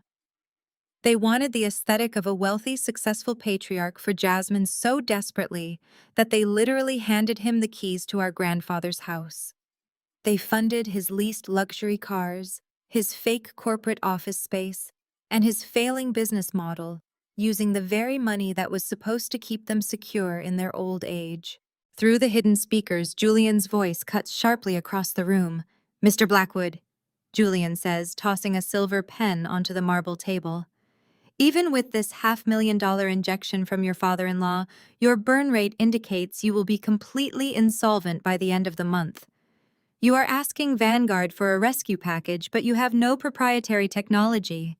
Your software is a basic white-labeled template. What exactly are we buying if we acquire you today?" Connor swallows hard, his Adam's apple bobbing. He leans forward, putting his hands flat on the table, adopting a tone of forced earnestness. "You are buying the team," he says, his voice thick with desperate conviction. "You are buying my leadership. I have a proven track record of securing capital and building trust. My investors believe in me. My family believes in me. Vanguard needs a visionary. I am that visionary." I stare at him through the glass. A visionary. He is a parasite. He has leached the lifeblood out of my family, and they willingly offered up their veins just so they could boast about him at church functions. My father banished me from Thanksgiving, told me I was dead to the family, all while secretly finalizing the paperwork to hand Connor my grandfather's legacy. They sacrificed me to protect him. And now Connor has walked directly into my slaughterhouse, completely unaware that the executioner evaluating his worthless company is the very sister-in-law he banished. My phone vibrates violently against the solid oak surface of the viewing console, breaking my intense concentration. The screen illuminates in the dim light of the observation suite. A group text notification pops up. It is from Jasmine. I pick up the device, my thumb sliding across the screen to open the message thread. It includes my mother, my father, and me. Jasmine's text is dripping with absolute unchecked smugness. I can practically hear the haughty, triumphant tone of her voice echoing through the characters on the screen. "Since Dad banned you from Thanksgiving, we will be eating at our place," the text reads. "Connor just secured a massive multi-million-dollar meeting today. Sucks you chose to be a bitter, lonely woman instead of supporting family." I read the words 3 times. I look up from my phone, staring directly through the glass at Connor. He is currently sweating through his shirt, begging my junior partners for a financial lifeline, practically pleading for pennies to avoid prison. This is his massive multi-million-dollar meeting. He told Jasmine he was walking into a high-level corporate acquisition. He probably told her Vanguard Capital begged him for an audience. He probably promised her they would be shopping for yachts by the weekend. A slow, cold, and entirely lethal smile spreads across my face. I do not reply to the group chat. I do not block the number. I simply set the phone face down on the console. I reach forward and press the silver intercom button that connects directly to the earpieces worn by Sloane and Julian. "Tear him apart," I whisper into the microphone. "Leave nothing but bone." I leave the intercom button depressed just long enough to hear Sloane's voice turn from professional skepticism to predatory interrogation. I watch through the one-way glass as Connor physically recoils, his shoulders hunching as my junior partners begin systematically dismantling his fraudulent financial projections. He is drowning in real time, sweating profusely under the unforgiving fluorescent lights of my boardroom, entirely unaware that the executioner is standing 3 feet away. I pick up my encrypted mobile device from the sleek black console. Jasmine's text message is still glaring brightly on the screen. a monument to her spectacular, unchecked delusion. She is bragging about Connor securing a massive meeting, completely oblivious to the fact that her husband is currently begging my subordinates for pennies to keep himself out of federal prison. She is attempting to use his imaginary corporate triumph to remind me of my place as the bitter, lonely outcast of the Addams family. I do not feel the familiar, suffocating pressure of my family's rejection. I only feel the cold, absolute clarity of a woman who holds the detonator. My thumbs move across the digital keyboard with clinical, unhurried precision. Change of plans. I type directly into the family group chat. I am coming to Thanksgiving. I have a massive multi-million-dollar investment I want to discuss with Connor in front of everyone. I hit send. The delivery notification registers instantly. For 30 agonizing seconds, the digital airspace is completely dead. I can practically visualize the chaotic, hyperventilating panic erupting across two separate households. The illusion they have spent decades meticulously curating is suddenly threatened by the one person they cannot control. My phone screen illuminates with a new private message thread. It is my mother. Brenda's panic is practically vibrating through the pixels. Kendra, please. Brenda texts her words, abandoning all of her usual dictatorial authority. Do not do this. Now is not a good time for a visit. Your father's blood pressure is extremely high. Jasmine is hosting Connor's parents and several prominent church elders. We need a quiet, peaceful holiday. Please just stay in Atlanta. We can talk about investments after the new year. Brenda knows. She knows exactly what I am capable of, and she is utterly terrified that the polite, submissive daughter she engineered to absorb the family's abuse is officially dead. She understands that I have seen the financial architecture of their lives, and she is desperately trying to keep the family's secrets buried beneath the Thanksgiving turkey. She wants to maintain the aesthetic of the perfect, respectable pastor's family in front of the congregation and Connor's affluent relatives. But Connor is a different breed of delusional. He has spent his entire adult life failing upward, cushioned by his unearned privilege and the blind, desperate adoration of people exactly like my parents.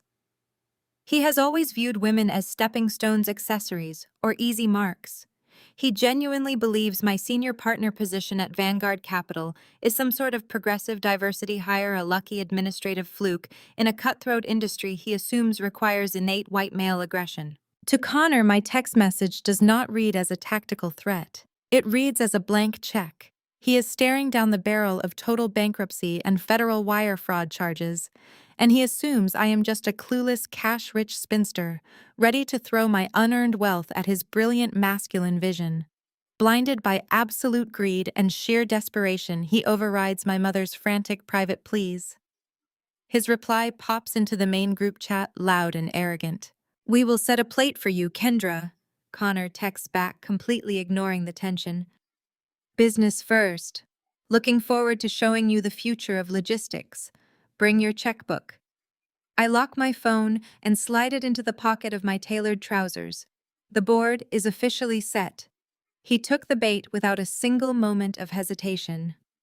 I step out of the dark observation suite and walk back into my brightly lit, expansive corner office. I press the direct line to Boardroom A. "Sloan Julian." I dictate, my voice echoing slightly in the vast space. "Wrap it up. The evaluation period is officially over."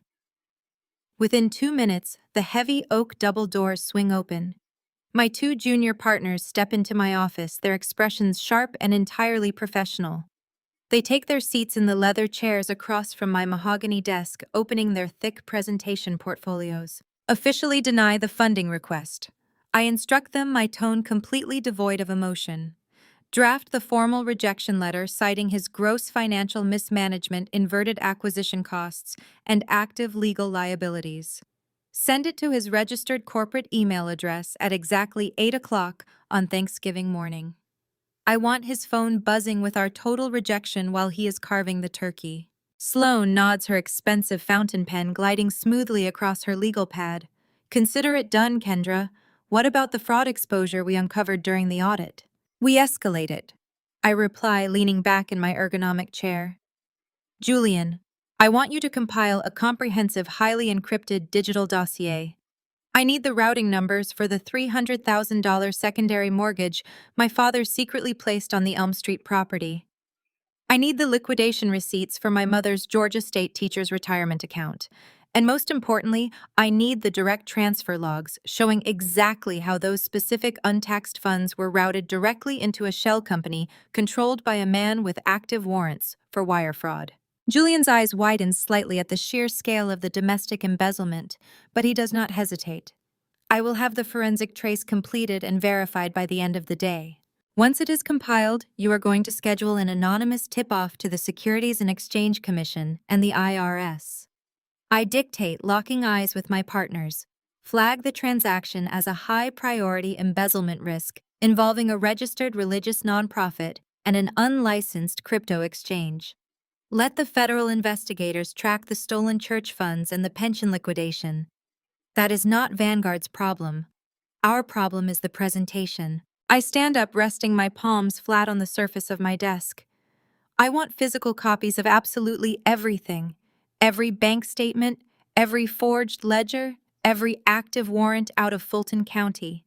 I want them printed on heavy, high-grade paper and bound in premium black leather presentation folders, stamped with the Vanguard Capital logo.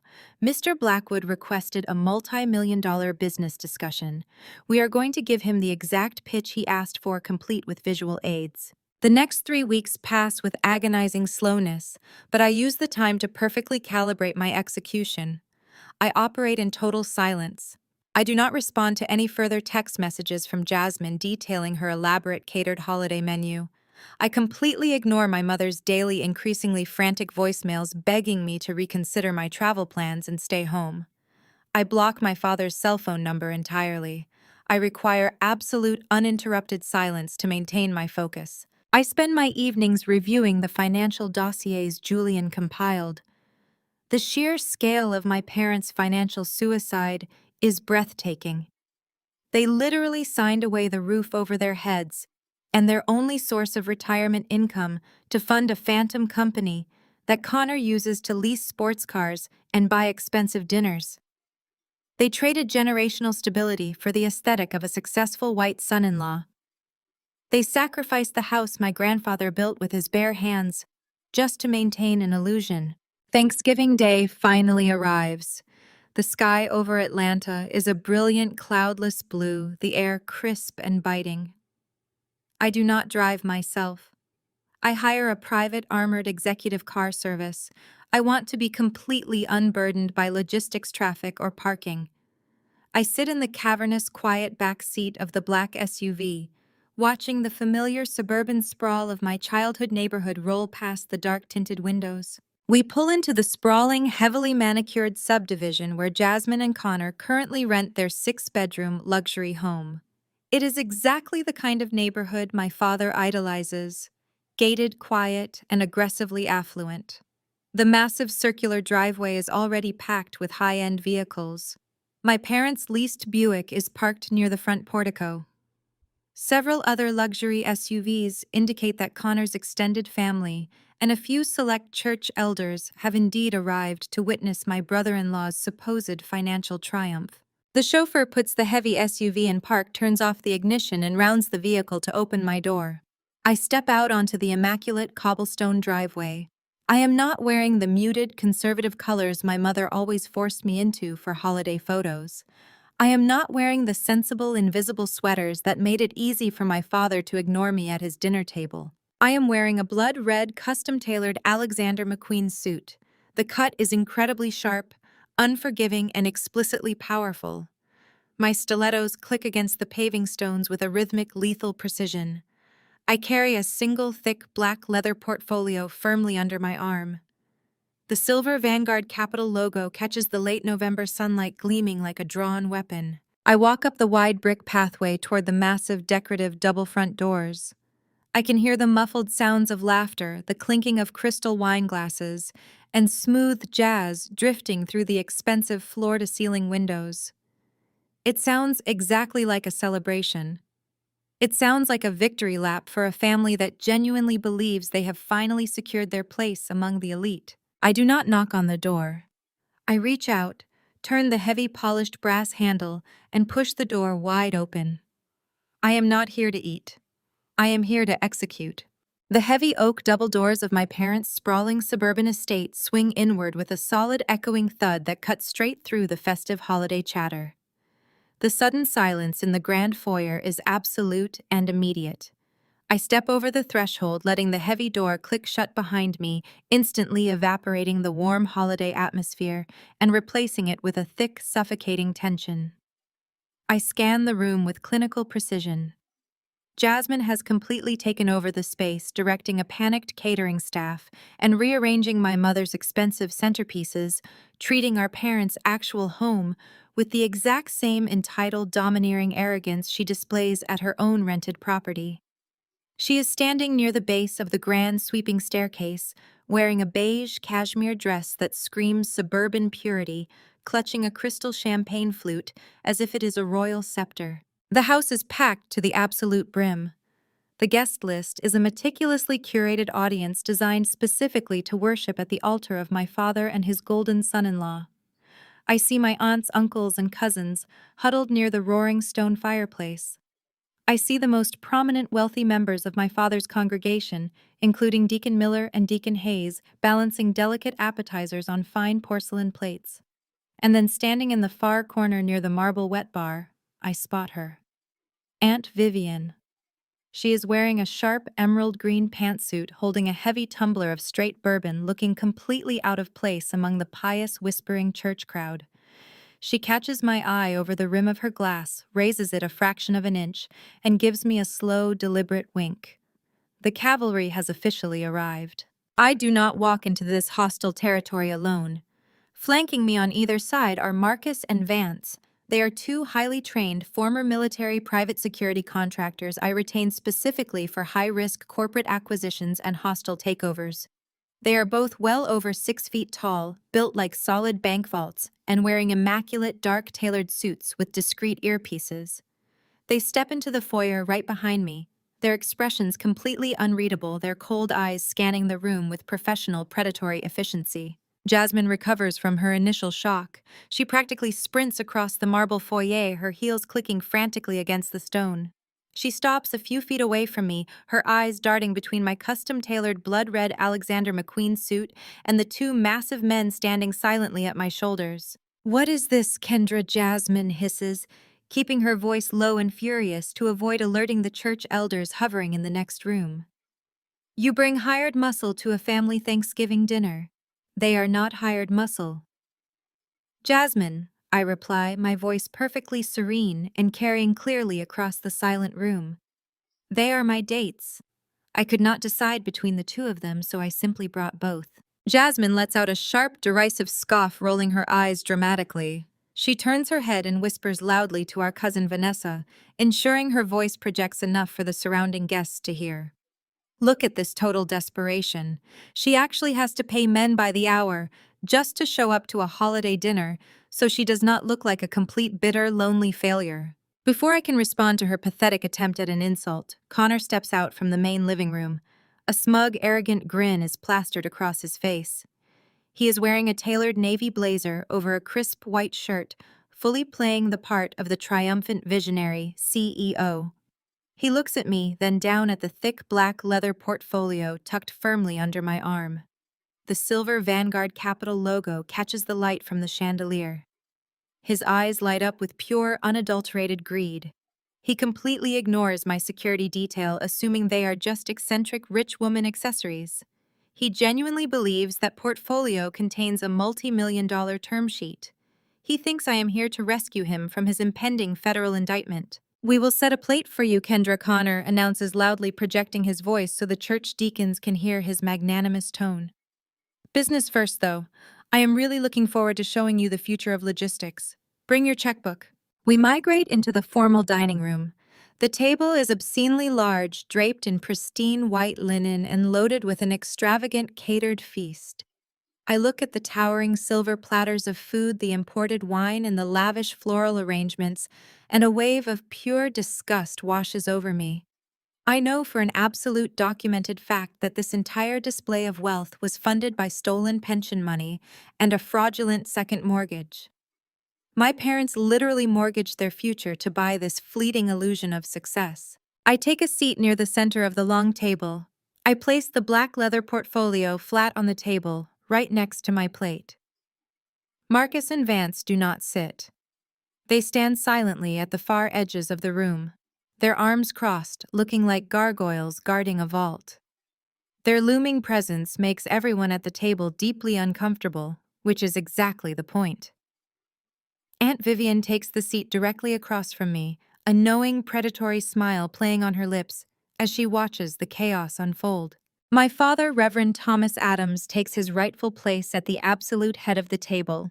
He is wearing his best pastoral suit, radiating false humility and unearned authority. He waits patiently for the clatter of silverware to die down. He reaches forward and picks up his crystal wine glass, tapping it gently with a heavy silver spoon. The light ringing sound echoes through the massive dining room. Every single conversation stops immediately. The church elders bow their heads slightly in reverence. My mother looks at him from the opposite end of the table with practiced absolute devotion. Family, my father begins using his booming, theatrical preaching voice, ensuring it carries to the guests overflowing into the hallway. We are gathered here today to give thanks for our extraordinary blessings. This year has been a powerful testament to faith, hard work, and the absolute power of proper leadership. He turns his gaze toward Connor, his face softening with profound, genuine affection. I want to publicly recognize my son-in-law, Connor. Today he secured a massive step forward for his company. He possesses a brilliant business mind, a relentless drive, and the kind of visionary leadership that builds true, lasting generational wealth. He is the steadfast pillar of this family. Connor nods humbly, soaking in the praise while calculating exactly how quickly he can get me into my father's study to sign a check. My father turns to Jasmine next, and to my beautiful daughter Jasmine. You are the picture of perfect motherhood. You support your brilliant husband, you raise your children in the light of the Lord, and you maintain the pure heart of our family. You are everything a woman should strive to be. The sycophants around the table murmur their agreement. Deacon Miller raises his glass in a silent salute. My mother beams with pride. Then the warmth completely vanishes from my father's face. His expression hardens as he turns his gaze down the long expanse of the table, locking eyes directly with me.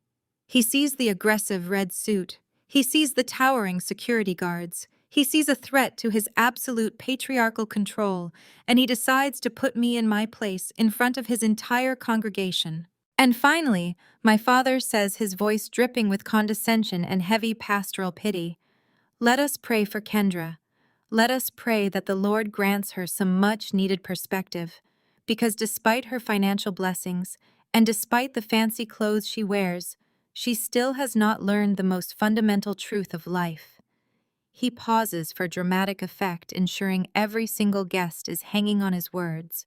Money cannot buy a husband, money cannot buy a child, and all the wealth in the world cannot buy a warm heart. A heavy, suffocating silence falls over the dining room. Several of the church deacons chuckle uncomfortably, shifting in their seats, deeply amused by the pastor putting his arrogant spinster daughter firmly back in her place. Jasmine hides a vicious, triumphant smirk behind her crystal water goblet.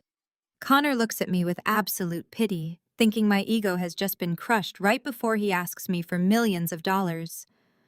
My mother looks down at her plate, refusing to intervene, entirely complicit in my public humiliation. I do not flinch. I do not look away. I do not show a single ounce of the pain or submission they expect to see. I reach forward and wrap my fingers around the stem of my own crystal glass. I stand up. The movement is slow, deliberate, and entirely unhurried. The sharp fabric of my red suit catches the light from the chandelier. The uncomfortable chuckles abruptly die in the throats of the church elders. Marcus and Vance step forward half a pace, their presence instantly dominating the room.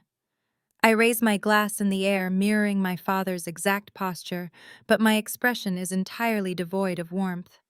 I look directly at my father, letting the absolute truth of his financial ruin hang in the air between us. You are absolutely right, Dad. I say, my voice slicing through the silence like a scalpel. Money cannot buy a warm heart. I lower my glass slightly, my eyes locking onto Connor's sweating, confused face, and then drifting back to my father. But it can buy a forensic accountant. The words hang in the air, heavy and razor sharp. I do not wait for my father to formulate a pastoral rebuke or for my mother to attempt to usher the church elders out of the room. I reach for the thick black leather portfolio tucked under my arm and drop it flat onto the pristine white linen tablecloth right next to the crystal goblet I just set down. The heavy thud rattles the fine bone china. The zipper on my portfolio sounds unnaturally loud in the dead silent dining room. Every single eye is locked on my hands. My father's mouth is slightly open, his grand, insulting toast dying entirely in his throat as he tries to process the sudden shift in gravity. I do not look at him. I reach inside the leather case and pull out a thick stack of manila folders. They are crisp, perfectly bound, and loaded with the kind of irrefutable empirical financial data that permanently destroys lives. I do not hand the folders to my father. I do not hand them to Connor. I slide the entire heavy stack straight across the polished mahogany table directly to Aunt Vivian. She does not hesitate for a fraction of a second.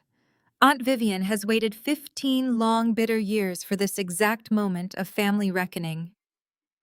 A wide, deeply satisfied smile spreads across her face, her eyes gleaming with predatory delight. She takes the heavy stack and immediately begins passing them around the long dining table.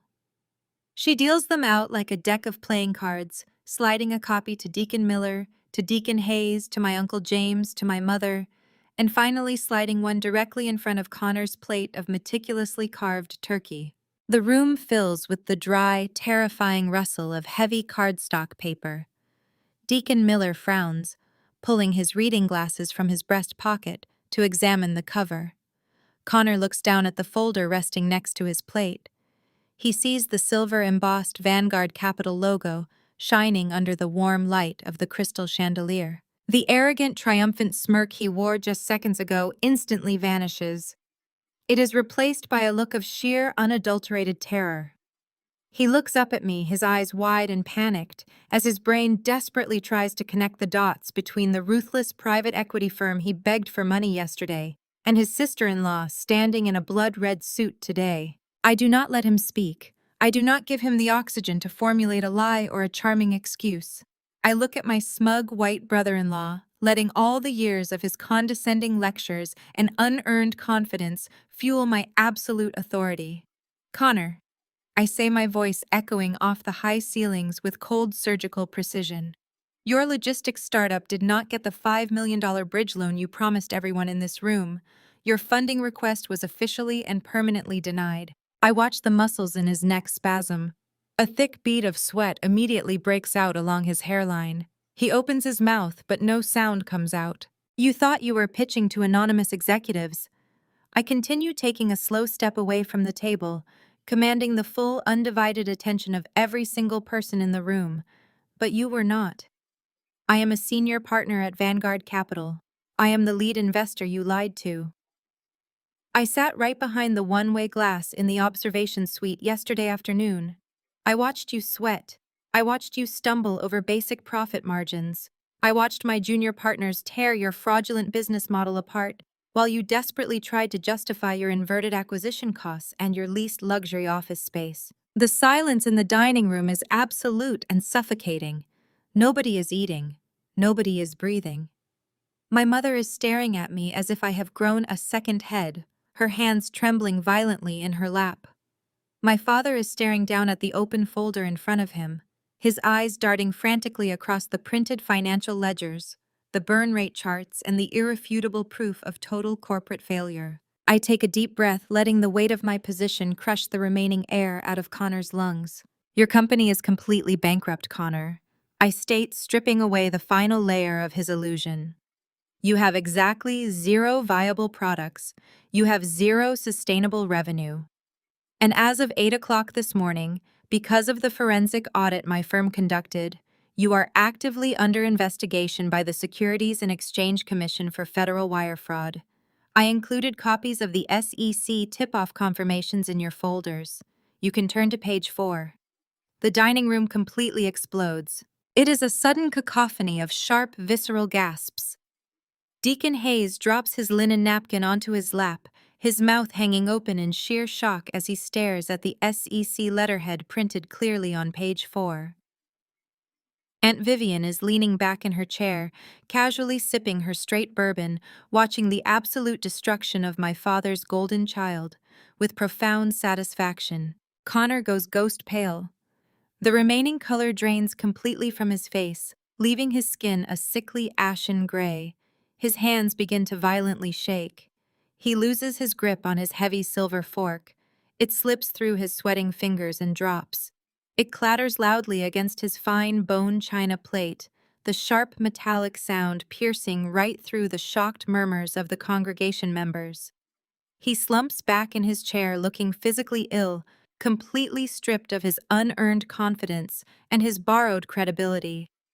He realizes Marcus and Vance are not my dates. They are physical blockades standing by the exits. He is entirely trapped. My father looks completely paralyzed. He is staring at Connor, desperately waiting for the righteous, indignant denial. He is waiting for his golden son-in-law to stand up, laugh it off, and prove that I am just a hysterical, jealous woman trying to ruin a holiday dinner. But Connor is immobilized by the terrifying reality that I possess all of his financial receipts. The denial does not come from Connor. It comes from his wife. Jasmine violently pushes her heavy dining chair back. The wooden legs screech harshly against the hardwood floor. She stands up, her hands balled into tight fists at her sides, her chest heaving with furious, blind indignation. She cannot accept that her entire identity as a wealthy, superior suburban housewife is built on a criminal lie. She refuses to believe that the sister she just mocked is the executioner holding the axe. "You are lying!" Jasmine screams, her voice cracking with hysterical rage, completely abandoning her polished hostess persona. "You are just jealous. You have always been jealous of me. Connor is a genius. His company is revolutionary. Everyone knows it." She points a shaking manicured finger directly at my face, screaming so loudly that the crystal glasses on the table actually vibrate. "My husband is not a fraud. Dad knows he is not a fraud. Dad personally invested $500,000 of his own money into Connor's business yesterday morning. He would not do that if Connor was a criminal. He gave Connor that money because he actually believes in him." The entire room goes dead silent once again. The air is sucked entirely out of the space. The church elders freeze, exchanging highly alarmed, deeply confused glances. $500,000 is not a number a humble suburban pastor just throws around, and the deacons know it. I do not look at my father. I do not look at the deacons or my trembling mother. I turn my gaze slowly, deliberately to my sister. I turn my gaze directly to my sister. Jasmine is trembling, her face flushed with a toxic mixture of indignation and pure, unadulterated panic. She is desperately clinging to the fragile illusion she married into, waiting for someone to validate her superiority and put me back in my place. "Yes, he did," I say, my voice cutting through the chaotic murmurs like a freshly sharpened blade. "He absolutely invested $500,000 into Connor. He did it by secretly putting a second mortgage on this exact house, the home our grandfather literally broke his back to build, and by completely draining Mom's state retirement fund." The silence that follows is not just quiet, it is a total suffocating vacuum. The air is violently pulled from the room. At the far end of the long dining table, Brenda stops breathing. The heavy crystal wine glass slips right through her trembling fingers. It hits the polished hardwood floor and shatters into 100 glittering pieces, sending dark red wine splashing across the pristine hem of her expensive beige dress. She does not look down at the mess. She stares directly at her husband of nearly 4 decades. The horrific realization washes over her face, stripping away years of practiced submission and blind obedience. She knows instantly that my words are true. She knows Thomas manages all their finances, demands total control of the mail, and insists she never question his absolute authority over their household accounts. Brenda lets out a sound that is not a scream. It is a primal, agonizing shriek of total devastation. She lunges toward my father. The woman who has spent her entire adult life shrinking herself to protect his fragile ego suddenly snaps. She begins sobbing hysterically, grabbing the lapels of his tailored pastoral suit and beating her fists wildly against his chest. "How could you do this to us?" she screams, her voice breaking and echoing off the vaulted ceilings. 35 years I taught in those classrooms. 35 years I stood on my feet. You promised me we were secure. You signed away my life for this boy. Reverend Thomas physically shoves her back. Humiliated in front of his most prominent church elders, backed into a corner with absolutely no financial escape route. He panics. His entire world is collapsing in real time. He resorts to the only weapon he has ever successfully wielded against this family to maintain order. He tries to use God to cover his crimes. He straightens his jacket, puffing out his chest, and forces his face into a mask of righteous indignation. He completely ignores his weeping, broken wife and turns his gaze to the stunned congregation members sitting at his table. "The devil is at work in this house today," Reverend Thomas booms, pushing his voice from his diaphragm to fill the room with his signature pastoral authority. He points a shaking finger directly at my face, trying to paint me as the villain. "Beware the false prophets who come to sow division and tear families asunder. We are facing a trial of faith, a spiritual test sent from above to challenge our bonds of forgiveness. We must cast out this bitterness and pray for the soul of this deeply misguided woman." I do not let him finish his pathetic, hypocritical sermon. I step forward and slam both of my hands flat onto the polished mahogany table. The violent, cracking impact sounds like a gunshot. The heavy silver platters jump. The crystal goblets rattle violently against the fine bone china. Everyone flinches. "Do not quote scripture to me while you are actively robbing your own family," I command, my voice dropping to a dangerously low, lethal register. "Do not invoke faith to cover up the fact that you committed federal embezzlement to fund a criminal enterprise." I lock eyes with him, stripping away the very last shred of respect I ever held for the man who raised me. I expose the darkest, most deeply buried truth of our family dynamic right in front of the people he spends his life trying to impress. "You gambled Grandpa's house on a white man's crypto scam because your internalized racism made you desperate for his proximity to wealth," I tell him, forcing him to hear the exact words he has run from his entire life. "You wanted a successful white son-in-law more than you wanted to respect the black daughter who actually became a millionaire. You were so terrified of my independence, so deeply threatened by a woman out-earning you, that you handed everything this family owns to a mediocre fraud who cannot even balance a basic spreadsheet." The church deacons are staring at my father in absolute, unadulterated disgust. Deacon Miller pushes his heavy chair back from the table, physically distancing himself from the pastor he once revered. Deacon Hayes is shaking his head in silent horror, looking between the sobbing woman on the floor and the arrogant thief sweating at the head of the table.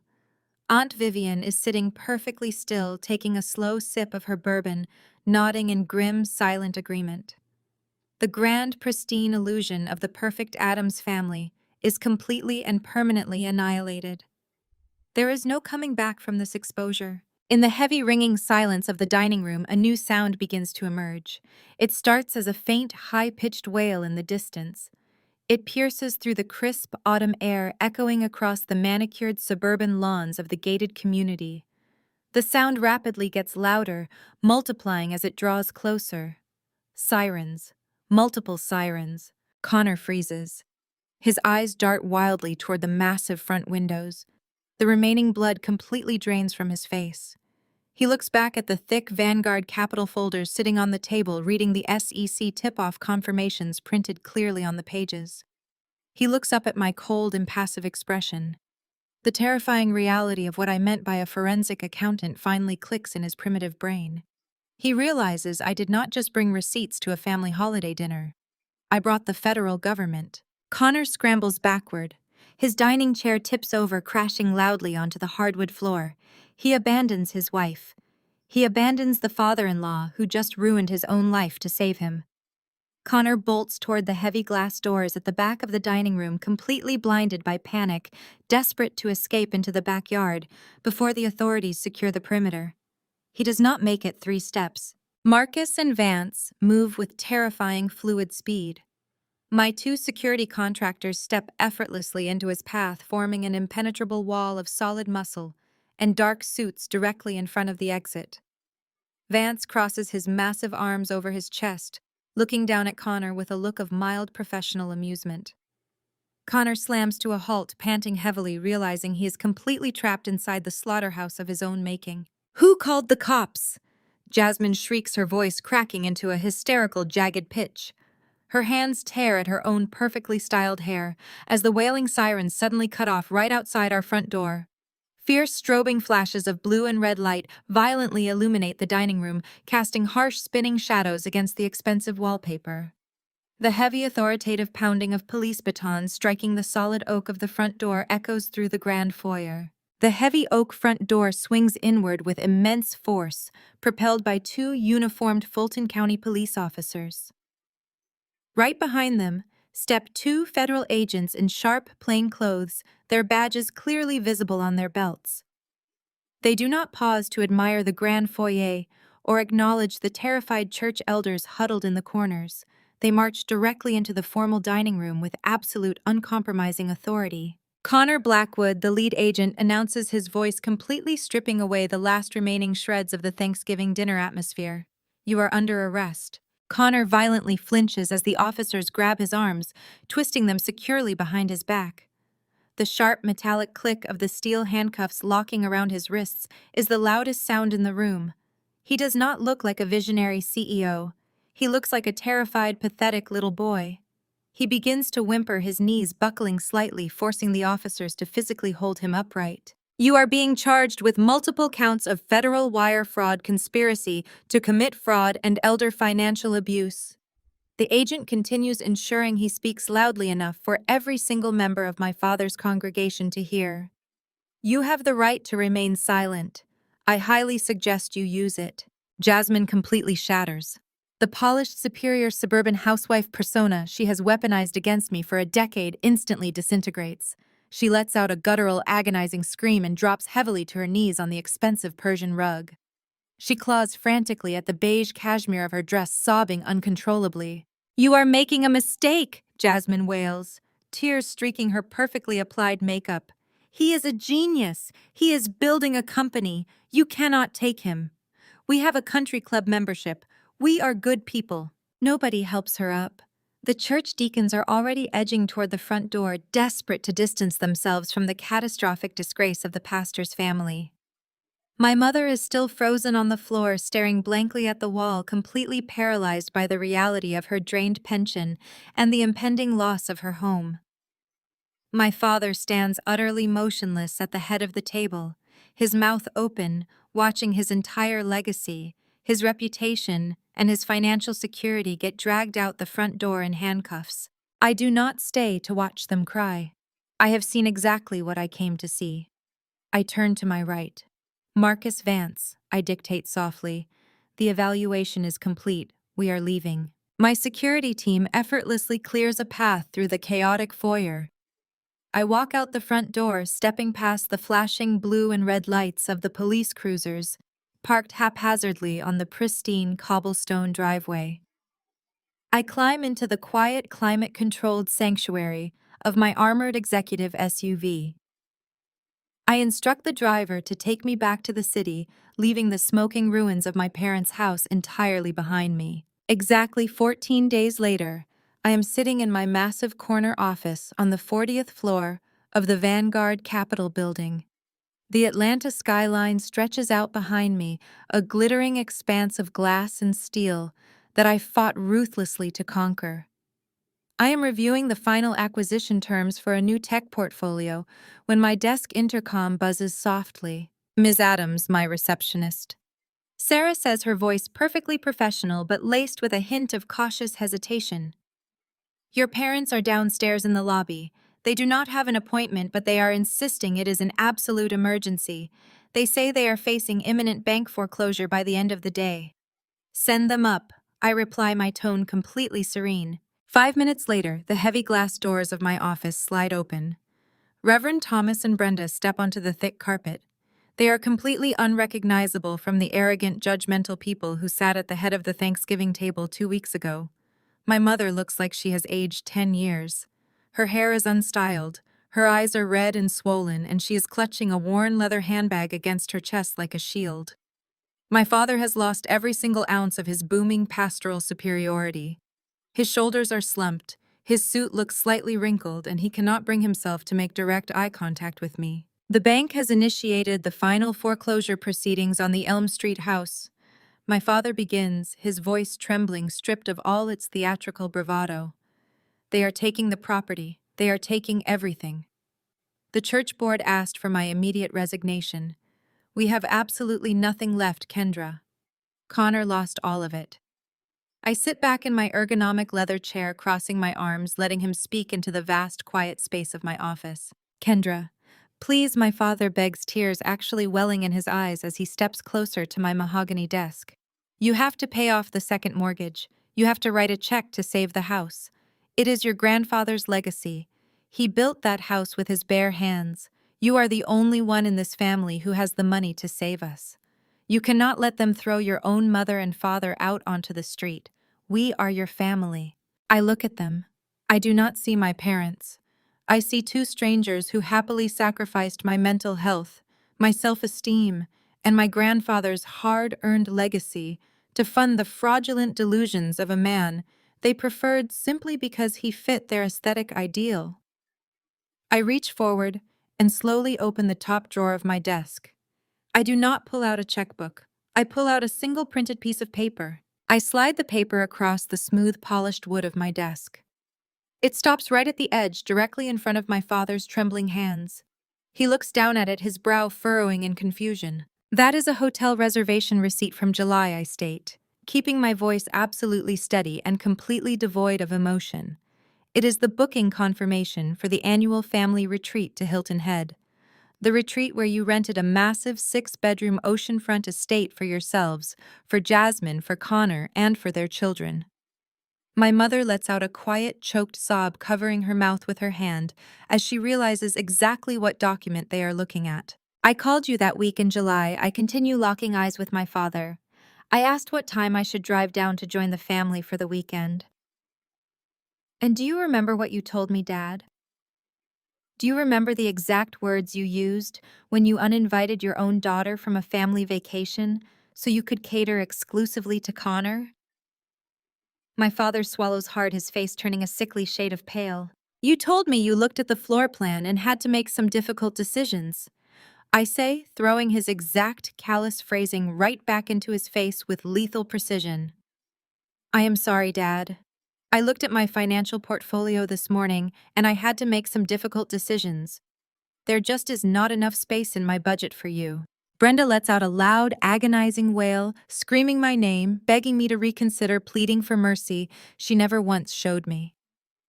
My father drops his head into his hands, completely broken by the absolute finality of my words. He knows there is no argument he can make. He set the standard for how this family operates, and I am simply executing his exact rules.